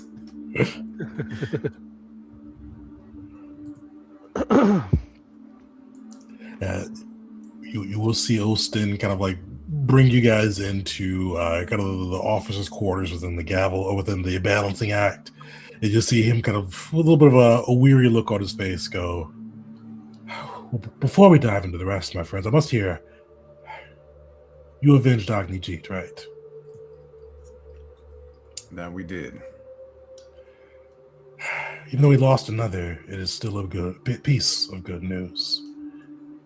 The Baron has called a war council for later this afternoon, but I am most curious to see what you are thinking next with the Gavels. Is there anything that I can do, or any information that you all need from us on the going-ons that have been happening since you've been away? I've done some patrols myself looking for the vampire, but I've not been able to find him. But we've already avenged one gavel killer. I would be eager to put Losen to steer as well. But as always, the decision is yours, my friends. I'm not fighting a vampire. I'm not. You see, he's kind of taken back by that. Really? No. He was one of our own. You're not one of the leaders within the Gavels. You would not avenge his death? I avenged Agni Jeet, but I know what those undead monsters are like. Once I saw one wave a hand over another living being and simply mutter, "Animate skeleton," and I watched as an undead ripped itself from living flesh. I've seen them turn people into a mist and merely breathe them in, then spit out a necrotic miasma. I am thankful I do not need to breathe, else I may have lost my own life. I'm thankful I do not bleed, else they would have drained me dry. I have fought vampires once. Never again. If you need help to speak, but the only thing he does, like he opens his mouth, but he locks eyes with you, Crash, and he looks down to the handprint, looks back up, and then just shakes his head. All right. Well, thank you, Ostin. We will. We have a lot to discuss, so give us a moment, please, would you? Of course, of course. You see him kind of go back out onto the deck and busy himself with other Gavel's duties. Callie turns to Will and says, "How does one get rid of a vampire?" How does one get rid of a vampire? I mean, Take out. well, a lot of it. Hold on 1 second. There's a type of harm that one can do, I believe, that harms the spirit that I think might be quite effective against them. I'm sure you've heard the stories, sunlight, stick to the heart. Actually, I probably I may need to roll a recall knowledge or something to know exactly which of the vampire stories is true in Kazia rather than in our vampire stories we have in Earth. Definitely. And with the report that you got from the B squad, they did find some of that information out. So you would definitely know it is sunlight, stake to the heart, kind of positive healing energy as well. That type of things are able to harm them, or they're somewhat vulnerable to. Mm-hmm. And spirit damage? Yes, no? Spirits is it's like Okay. they're not immune to it, but they're not vulnerable to it. Gotcha. Yeah, I repeat off everything I know that can be harmful to vampires, and I'm like, I don't have any secrets that aren't pretty well known among the populace. I think I just have a particular. He stares off for a moment. He's like, that that face people make when they're trying to talk, but somebody else is talking over them. A particular interest in it, but not any extra knowledge that you don't have, I imagine. You forgot silver. Ah, yes. You're right. In my experience, you must have a keen eye when it comes to it. If it's not pure enough, the silver, well, you'll just piss them off. Crash. What happened?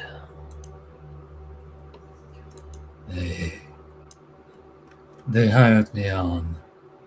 They suspected some vampires had been slowly taking over a town from the shadows, something like that, some political mumbo-jumbo. What mattered to me was I was taking down monsters, and I knew silver was one of their weaknesses. They were buying it up in that town. At the very least, every bit of silver, from spoons to armor to weapons to plates, everything. We thought we could ambush one of them. Now we knew that perhaps one such individual in town was in league with them. Me, a league of men. I was not the strongest there, not by far. We were so wrong. We thought we had merely tracked down a spawn or some ghoul, but it was a full-fledged one. At dusk, no less. We were slaughtered. 6 vampire came, each with a different way of handling things. Worst was that necromancer. I still remember it. The skeleton pulling from living flesh, screaming, "Release me! Release me!" before tearing through 3 men. I watched blood be drained from man so fast, he looked as though a prune.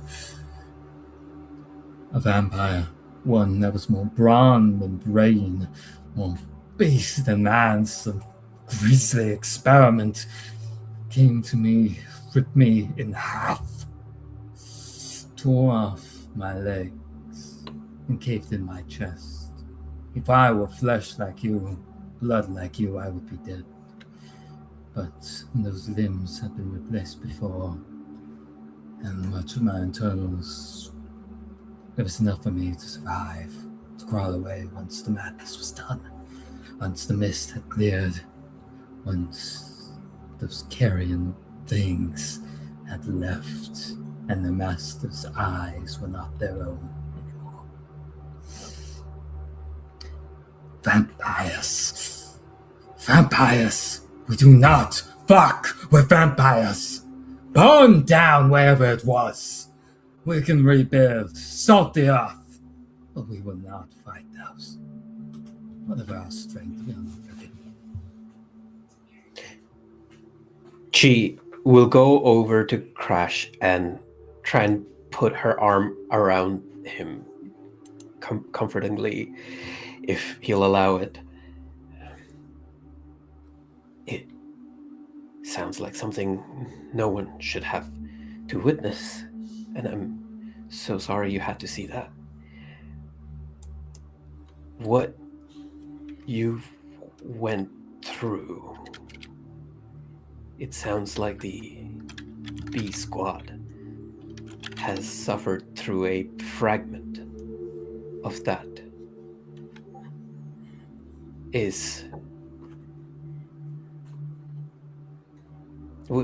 I do not ask you to make any decisions right now, but I would want you to just think of what it would mean to them to see their ally avenged.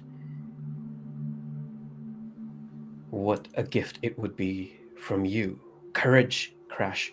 Courage is not being afraid. Courage is being afraid and doing it anyway.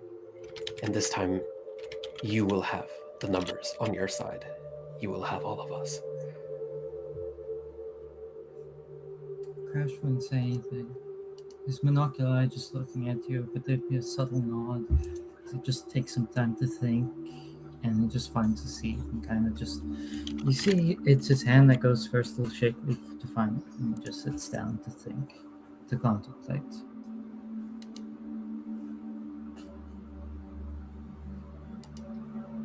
I think that is my advice to everyone. We can discuss it all the next morning, tomorrow morning.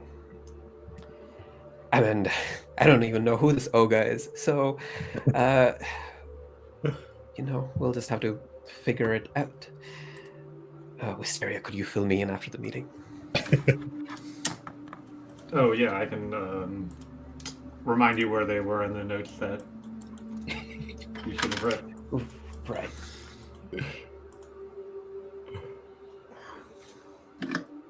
Perfect. Well, you guys are able to adjourn, at least kind of just take your own rest for the next few hours. But you do hear a horn blown eventually, not like a war horn, but more of a proclamation horn. You do see one of the younger kind of pages comes running up to the balancing act. And you hear him kind of holler out, Baron Royce, request the presence of the gavels and rulers of Kanda for a war council. He must break word. You gotta hear him holler out until he hears back from one of you all. He kind of scurries off and starts going out to different areas of the war camp to bring those who should be into the council. I should ask, are you guys going to the council? Yeah, definitely. As you head out Callie's there, first council. Yeah. Oh yeah, it will be Callie's first council. I'll still be able to hear it. I'm going to quickly go and grab myself a sip of water. I need to after that speech. Oh yeah, go for it. Belric and Wisteria, as you all start to walk towards the kind of the tents, the Baron's tent, you do like almost cheekily catch a peak of blue and silver in the sky. Almost feels like it's a little bit of intentional as it pops in there and then kind of almost pops itself back into the clouds. You do anything? Kind of look at. Go ahead.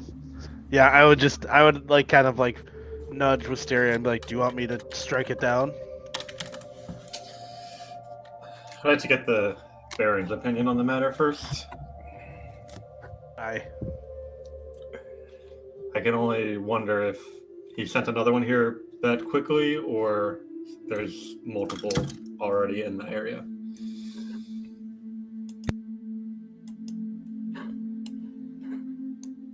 But you guys are able to make your way into the Baron's tent. Around it, you see the prefects. You see Baron Royce kind of sitting. He looks very tired.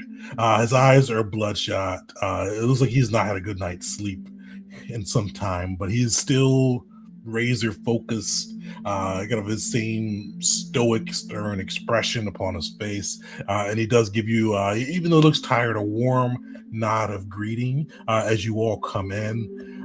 To his left is Pericles. Behind him is standing the Beast of Kata. And then you do see the prefects on the other side, Ezen, the fabled Songblade, Groshin, the Hunter, and you do see as well the Adamantium Renegades on the far side of the table, though down one of their members. As you walk in, the Baron goes, "Heard you had a satisfying hunt. Glad Agnijit was avenged. But the war moves on as always." You see him sprawl out a map across this great table, and you see a few things on there. It's a map of Kata, kind of very similar to what we have displayed on kind of this view here. And you see him point to Appa, and he goes, "We've had a scout ship confirm that the giants have not been able to take Appa. We've not been able to make contact with anyone within. A scout ship that was able to infiltrate within the city and make its way back, or make its way out, is on its way here. We got a brief report from what they were able to send to us by Falcon. Apparently, the forces of Appa are still within the city, but are not... the way that the scout wrote it, that they are frozen, stuck almost in place. He said he had more to share, but we would need to wait for his arrival. His boat is scheduled to dock with Unkrenta within 2 days." You see, he kind of nudges Pericles, and Pericles does wave in, kind of a wave of his arms. And you see this younger man come in. Looks to be... you'd be surprised if he was too much older than 19. He's younger. He's got wearing a pretty expensive piece of armor, but you could tell by the way he walks that he is not a soldier. He definitely has an aristocratic air about him. Perfectly manicured hair, perfectly manicured, very well groomed. And you do see the Baron give him a very small nod, and he goes, "This is Lord Lytos Athen. His father rules Apo. I do have a request for you gals. Within a week's time, to prepare yourself to continue with whatever you may need to do, we would like you to infiltrate Apo. And bringing, you kind of see him nod towards Lord Lytos with you as well. If his father's army is still within, we need you to figure out whatever malady, whatever arcane implementation has kept them locked in place. We would like you to free them for us. Because we could add their soldiers to our own. We'll be perfect position for our march on Kata within 2 weeks' time." Because he looks over at you all, and you do see he kind of questions. I know they may have other matters, but I would most appreciate your direct attention with this effort.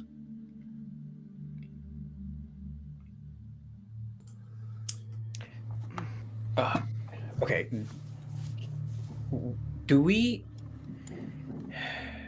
one of the earlier first missions that we did, in the village, was that people freezing to stone, or were they only like temporarily frozen while the others were kidnapped? Oh, so I thought you were talking about one of the missions you guys didn't take for the starting, but for the ones that were with the Arisen, they were like those were like bug bites, like freezing. Like they weren't like That was paralysis. Okay. yeah, Yes. paralysis. Yeah. Okay. Cool. Yes. Oh. Okay. Yes. So I'm maybe thinking of something that we didn't take. Or, There was 'cause we another one were with the taking- village where the people did turn to stone, which is one of the Mm. starting paths, starting adventures in a different country. Continue. The group didn't.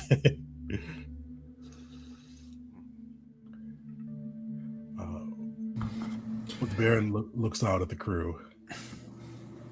I mean, this seems the wisest course of action to acquire the necessary foothold that will lead to the freedom of our home. So I think this is a good strategy for the Gavels to undertake. Oh, that is good to hear. You hear Lytos speak up. I mean, you all, I guess you are new nobility, but we must find my father and mother, and I must, if they have fallen, I must do my duty and retake my seat there, and I guess you will be a good escort to do so. You hear the Baron grind his teeth a bit. As a master in society, once we've or with the titles and stuff we've earned, what's our political level versus this Lytos? So it's if you were one person, you'd be in a very similar position because you'd be the Lord of Kanda versus all being kind of the Knights of Kanda. But with it being split between the party, he's a step above you. But all of us together, he's our equal. Sort of. I don't think we see it that way, but in a sense. Very well. We will do our best to ensure you are brought safely back to your home. Thank you. You hear the Baron go, well, enough of that. But otherwise, I'm marshaling our forces. I'd like to have, and you can see he begins to roll out his plans. We'll talk on this more as the weeks draw near. But I'd like to attack them from the air, the sea, and the ground, coming from all different angles, overwhelming the defenses. We'll discuss this further, but just be prepared. You have fought very well for Kata, and I'm looking forward to taking the battlefield alongside you again. Is there anything else before we adjourn? And I will. You can see him nod over to Ezen. Ezen has offered to utilize his magics to teleport you across the continent, so you don't have to ride to Apo. He'll teleport you just outside the city's gates. Excellent. There is one other matter I'd like to discuss. We've recently spotted several clockwork falcons bearing the colors of Cadinia, spying on different locations in Kata. I believe it to be the craftsmanship of the exalted sovereign scientist Javier. I'd like to know your opinion on what we should do regarding this. We can shoot them down if you think that would be beneficial to Kata, but it might also create an enemy with Codinia that you might not want. What is the relationship between your nation and theirs at this time, and how might this impact that? You see, the Baron looks even more tired after hearing that, but Pericles looks restrainedly furious at this. He goes, "My liege, I told you that elevating them to nobility within the island when they have a bounty and have offended the queen would not do well for us. With that new doomsday weapon they have. Now, how are we going to deal with this? And you do see the Baron, like, he does slam his fist down, and he just, enough. I asked the Queen for assistance. She turned me down. The Gavels assisted. That is all that I need to know. I'd hesitate to anger the Queen or her scientist, but I've not noticed them around all the troop movements. Groshin, please lend your expertise to scouting around to see if they're following us or if they're just following the Gavels. Once we confirm that, Gavels, I'll place this in your hands. The Queen is a formidable enemy. I'd hate to fracture relations further, but if she is just following you, I'll leave it to your own discretion. Silently crashes just he's not taking me out, but he has his fingers on the holster of one of his bandoliers, one of his pistols.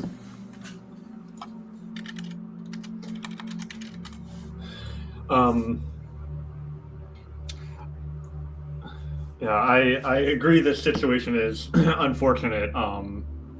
And to be clear, the only source of any animosity between us and Codinia is a result of a direct request from Notisha herself. Kelly is trying to intervene before like more information is divulged here. she says, Wisteria, I think the Baron's mind is better off right now contemplating about the specific strategies and tactics of the attacks on both Kata and Apo. So perhaps as he has assigned it to us, all we have to do is ensure that we take care of it and not let any of the political what is the word for splash damage? Just the sorry? Fallout, yes. Any political fallout be tied to Kata, and that we can do. Like, she looks around at the other Gavels. That we can do. So I think this is on us, and we do not have to trouble the already preoccupied Baron with this. Yes? Yes, of course. That's fine. I'll leave the remaining information in my daily report tomorrow morning, should you wish to peruse it. But I'm sure you have a lot to take care of. You see, he nods, and kind of the Baron, he moves to speak for a moment, but you just see he does look tired, and he goes, "I've made you rulers of the land.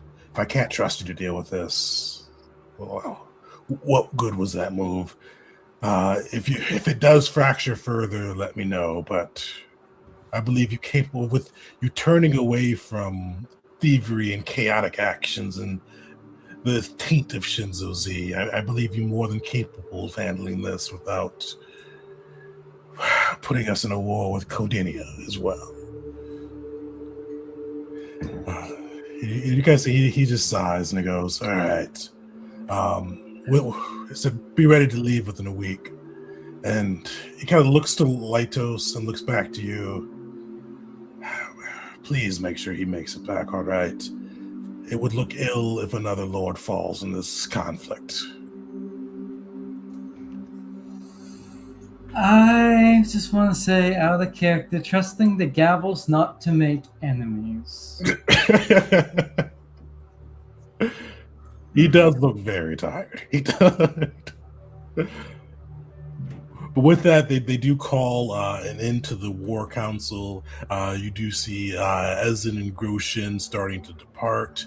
One thing does catch your eye, Will, though. You do see this human man, a little bit pudgy, kind of wearing the purple and gold of Codinia, and he goes, Will, can I have your autograph? Come over here, let me speak to you real quick." Interesting. I'm gonna turn to the rest of the group and say, "Give me just a moment. maybe just keep an eye on whatever this is. I'm gonna walk over, approach the fellow. Good afternoon. I'm sorry. I believe you've caught me at a disadvantage. Are we acquainted? Have I met you before? My good man. He never met me, but I'm a voice as well. You know, just a voice of the downtrodden. You kind of see him waves you over. He kind of huddles through and maneuvering himself behind the tent. And you do see him kind of lift up his collar, and he does swish a pretty ornate-looking scarf to one side of his shoulder, and as he does so, you do see like almost grows a bit. A form takes shape. A man you've not met. You see that he is a kind of orc by lineage. He's got tribal markings upon his face, but he does wear the same scarf that you have, as well as you've seen with other Vox Populi around here. And you do see he kind of gives you a smile and goes, "Don't to meet you here. Couldn't resist, trick of the trade. If you got a scarf, you gotta get your own disguise, right?" Of course. Well, I suppose we should be formally introduced. I extend my hand. Will of Roshanael. You can see he shakes your hand and he goes, "You can call me Jack." All right. Jack it is. I imagine the Vox Populi has some business for me. Yeah, well, we don't ask, Kyle, but we heard tell that you were going to Oppo, and so we lost contact of one of our operatives out there. We did hear that their Lord Offen, the little lad you met in there, is Papa, was doing something a little unkind to his people. The operative was looking into it. Last thing we got with him was a message about the Infernal. It didn't really give us much to work with there, but we know you. I mean, you get results. You think you and your gavels are already on the way there?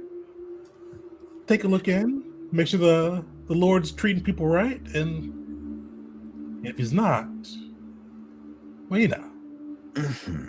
I appreciate your trust in this matter.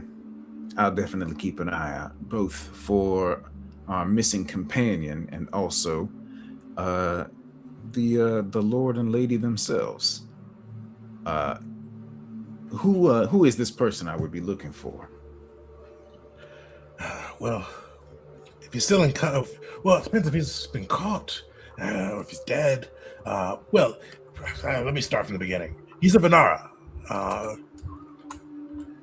Brashin. He's a little guy, very tricky, very able to get into spots that really can't be without being noticed. Very good at collecting information especially taking on different disguises and infiltrating and uncovering. But he hasn't reported in. Last he mentioned was bad dealings with the Lord and potentially infernals. Is frustratingly vague. All right. Well, we are heading there fairly soon. I will do this. Ensure that those of the Vox Populi know that I'm on the case. I'll let Kara know. She's still out on the Tarian front, but she was most eager to give you a new thing to do. She really likes you. That's very good to know. Now, if you excuse me, my companions think that I'm probably about to be mugged, so I should get back to them quickly. If it helps you cover, I can mug you. That won't be necessary this time. He goes, well, always good to see another voice, but you see him kind of swish his kind of scarf again, and you do see him take on kind of that pudgy human expression, or pudgy human form with the cotton colors on, and begins toddling away from you. And he even waves up, I got his autograph, as he walks back. Will just kind of like smile and watch the guy go away and just return back to the group. You got people asking for your autograph like that. Maybe you should start charging them for it and get some more income for the gavel. You're right about that. Although, I think right now, I jingle my backpack. I'm honestly feeling a little bit burdened at the moment. But, Callie, you know, I know you're not as up to date with the notes as everyone else, but the thievery that the Baron referred to was all done in the name of Noticio. I mean, like, if Sanda asked the Baron to go steal something, like, wouldn't he? Like, isn't that what following a god is all about? Well, gods, goddesses, they have a lot of restrictions, commands, and designs. And yes, it's good to show reverence and follow the principles of what is being presented. But at some point, you have to impose your own. You know what? I wasn't there, so I'm sure it was great.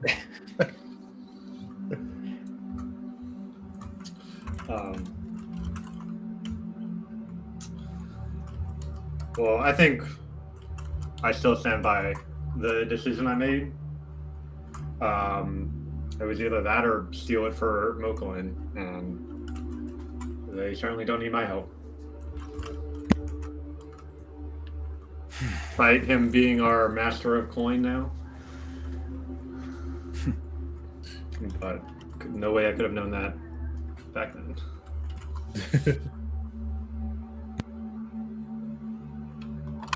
Perfect. Well, you guys are able to kind of make your way back to the balancing act, where you do have a kind of a crucial decision to make. Do you kind of spend the week pursuing your own ends? Do you spend the week trying to hunt and find the vampire that took one of your comrades' lives? Do you spend the week investigating Sandrick and Olga Sansan? Where's the party leading to in the week between now and when you leave to Appa? Is this an individual choice or a choice we have to make all as a group? This is a team choice. Okay, so I have an answer out of character and in character that are contradictory to one another. But out of character, I want to help out Olga because he's been there since the beginning. We sent this man to the Burning Dragon Monastery. He has a through line throughout the campaign, this story. It'd be wonderful to go investigate this, maybe save him from something if he needs saving, or help him out with whatever he needs. On the other end, a vampire killed one of my characters, and my other character has trauma to deal with vampires he must overcome. Callie's leaning towards vampire, even though I agree that Olga does seem like a more juicy plot point. There's based on B Squad's report, I'm trying to remember like some of the details about the vampire's goals here. Like, did we hurt him enough to scare him out of Kata, or like to where like, he won't be a problem for the war effort, or is there a chance of him like continuing to feast on soldiers and diminishing the Cotton forces? Because that's Worcester's primary concern, I think, is if it has any impact on the war effort. I don't think you'd be able to have enough information to determine that, other than the vampire is not going to starve himself. So even if he's not eating the Cotton soldiers, he's probably eating somebody. I guess I'm like vaguely remember him saying something about like him running away, but I think he ran away from Messia and came here as well. Yeah, he ran away from the ancient vampires that got woken up recently. So he's we know he's rich. We know he doesn't want too much competition. And we also know he's pretty ingenious because he shrank corpses and his own spawn. So, out of character, personally, whatever you go with, I'm a little scared for the combat we're going to face. But I think it's going to be fun. Despite Roshanael's protests, would actually be more interested in hunting down information about Sandrik Sanderson. Yeah. But it's a vote. We got one vote leaning towards vampires, one onto Sanderson. You got me, which me and Crush's votes are different, but I got locked on one. I only get the one. Edric, was there? Belric would be inclined to go with Olga. Belric and Mockery took Olga under their wing a lot and like took him on a lot of hunts back in Eteria, so he holds kind of like a special place in Belric's heart. So he would be interested in kind of understanding and learning more about Olga and getting back to him. But avenging a fallen Gavel member is also something that he would be like totally on board for as well. So he's not super one way, but I'd say he'd lean towards Olga. Wisteria, I think, would vote the dealing with the vampire. She's a little nervous that uncovering the truth about Olga might actually hamper the war effort. And whereas the vampire is going to be a thorn in our side for a while. She's also, I don't think anyone else is interested in this, but she would be interested in just spending some downtime to pick apart and play with that falcon, but she can certainly save that for a future downtime if she gets outvoted. So outside downtime, her vote would be vampire. So I think Crash, I think you Crash, you decide to vote or Burger. You Crash Burger directly in character either. So your choice. Okay, this doesn't help, but I think Callie can be convinced to switch votes, especially if Will and Belric promise to side with her the next time she wants to. You're putting down like, okay, political favors. You'll side with me next time, and I will side with you this time. Will wants to put the B squad going after the vampire.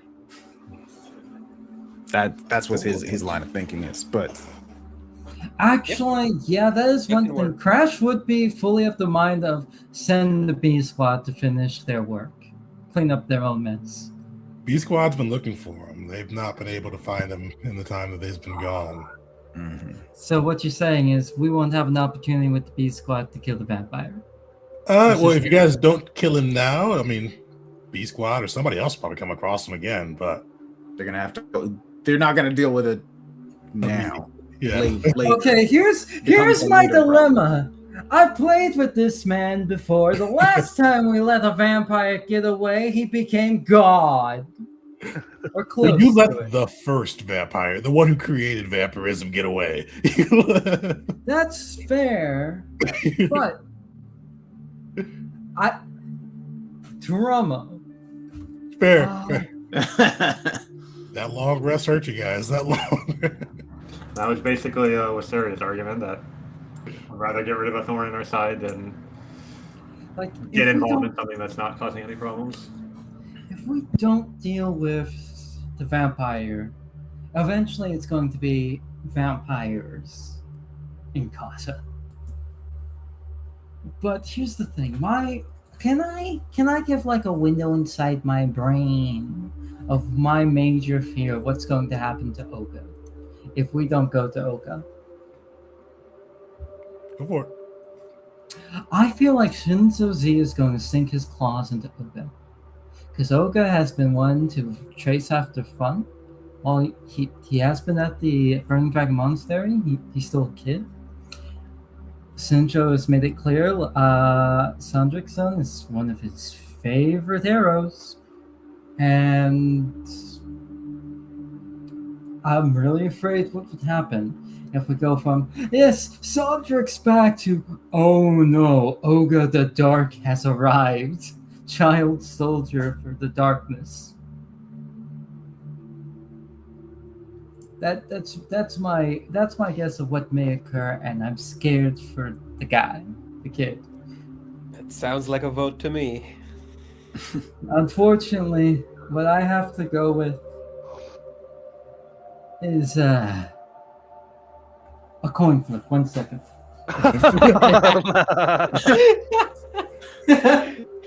Come on, before that coin lands, any offers? Any like vote? Oh yeah, Will Boric. We have Anybody?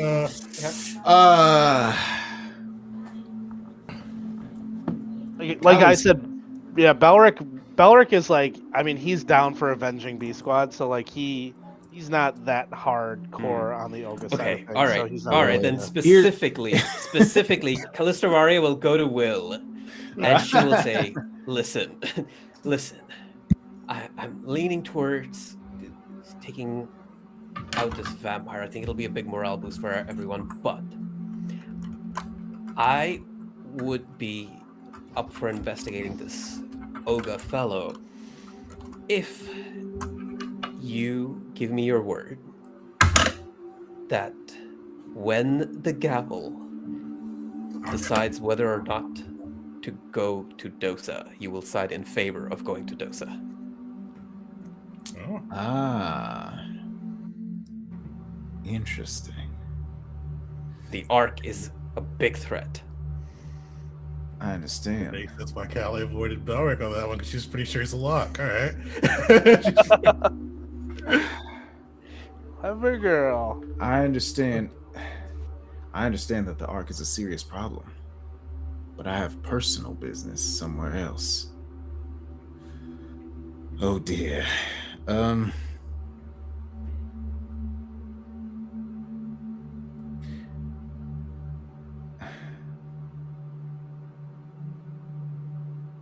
don't think I can take that deal, Callista Varia, so I suppose it is at the vampires we go.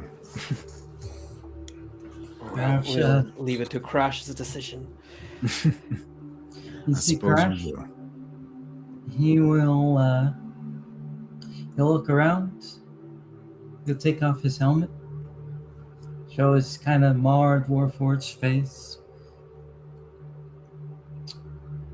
and he just goes, I'm going to need more silver. Oh, vampires. And I think that's a good spot to wrap this session up.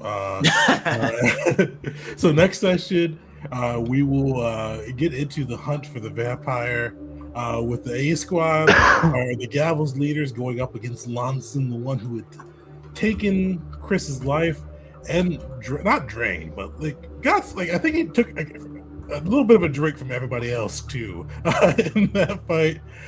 You get a chance to go up against him. That'll be a part of the session, and then from there, you guys will be making your way to Apo, utilizing Ezen's teleportation magic. You get to babysit your own little lordling as you go and uncover what is going on within the city. Figure out if the Vox Populi were correct with the Infernal connection. You kind of see what's going on in Apo, and if you can free and bring the troops back on the side of the Cotton forces. So that'll be kicking it off there.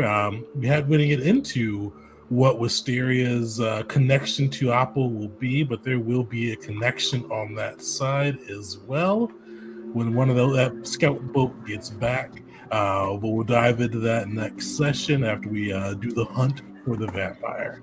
So everybody join us. Oh, yeah, I think I posted. We're all good to play next week, right? yes. Sweet. We'll dive right back this in the next week. Get into that side and a bit of run through on the timing. I'm hoping to do Apo and the vampire all within 2 sessions. That may be overly ambitious on that side, but that is my hope on that portion.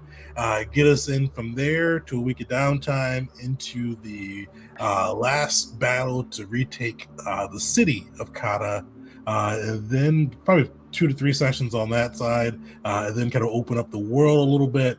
and see kind of how much, kind of where the Gavels want to go next, and how much you all want to build up content too. So that's kind of the next, was that 6 sessions? I think I said between there, and then we'll kind of see how it plays out. But yeah, thanks everybody for joining us. We'll see you all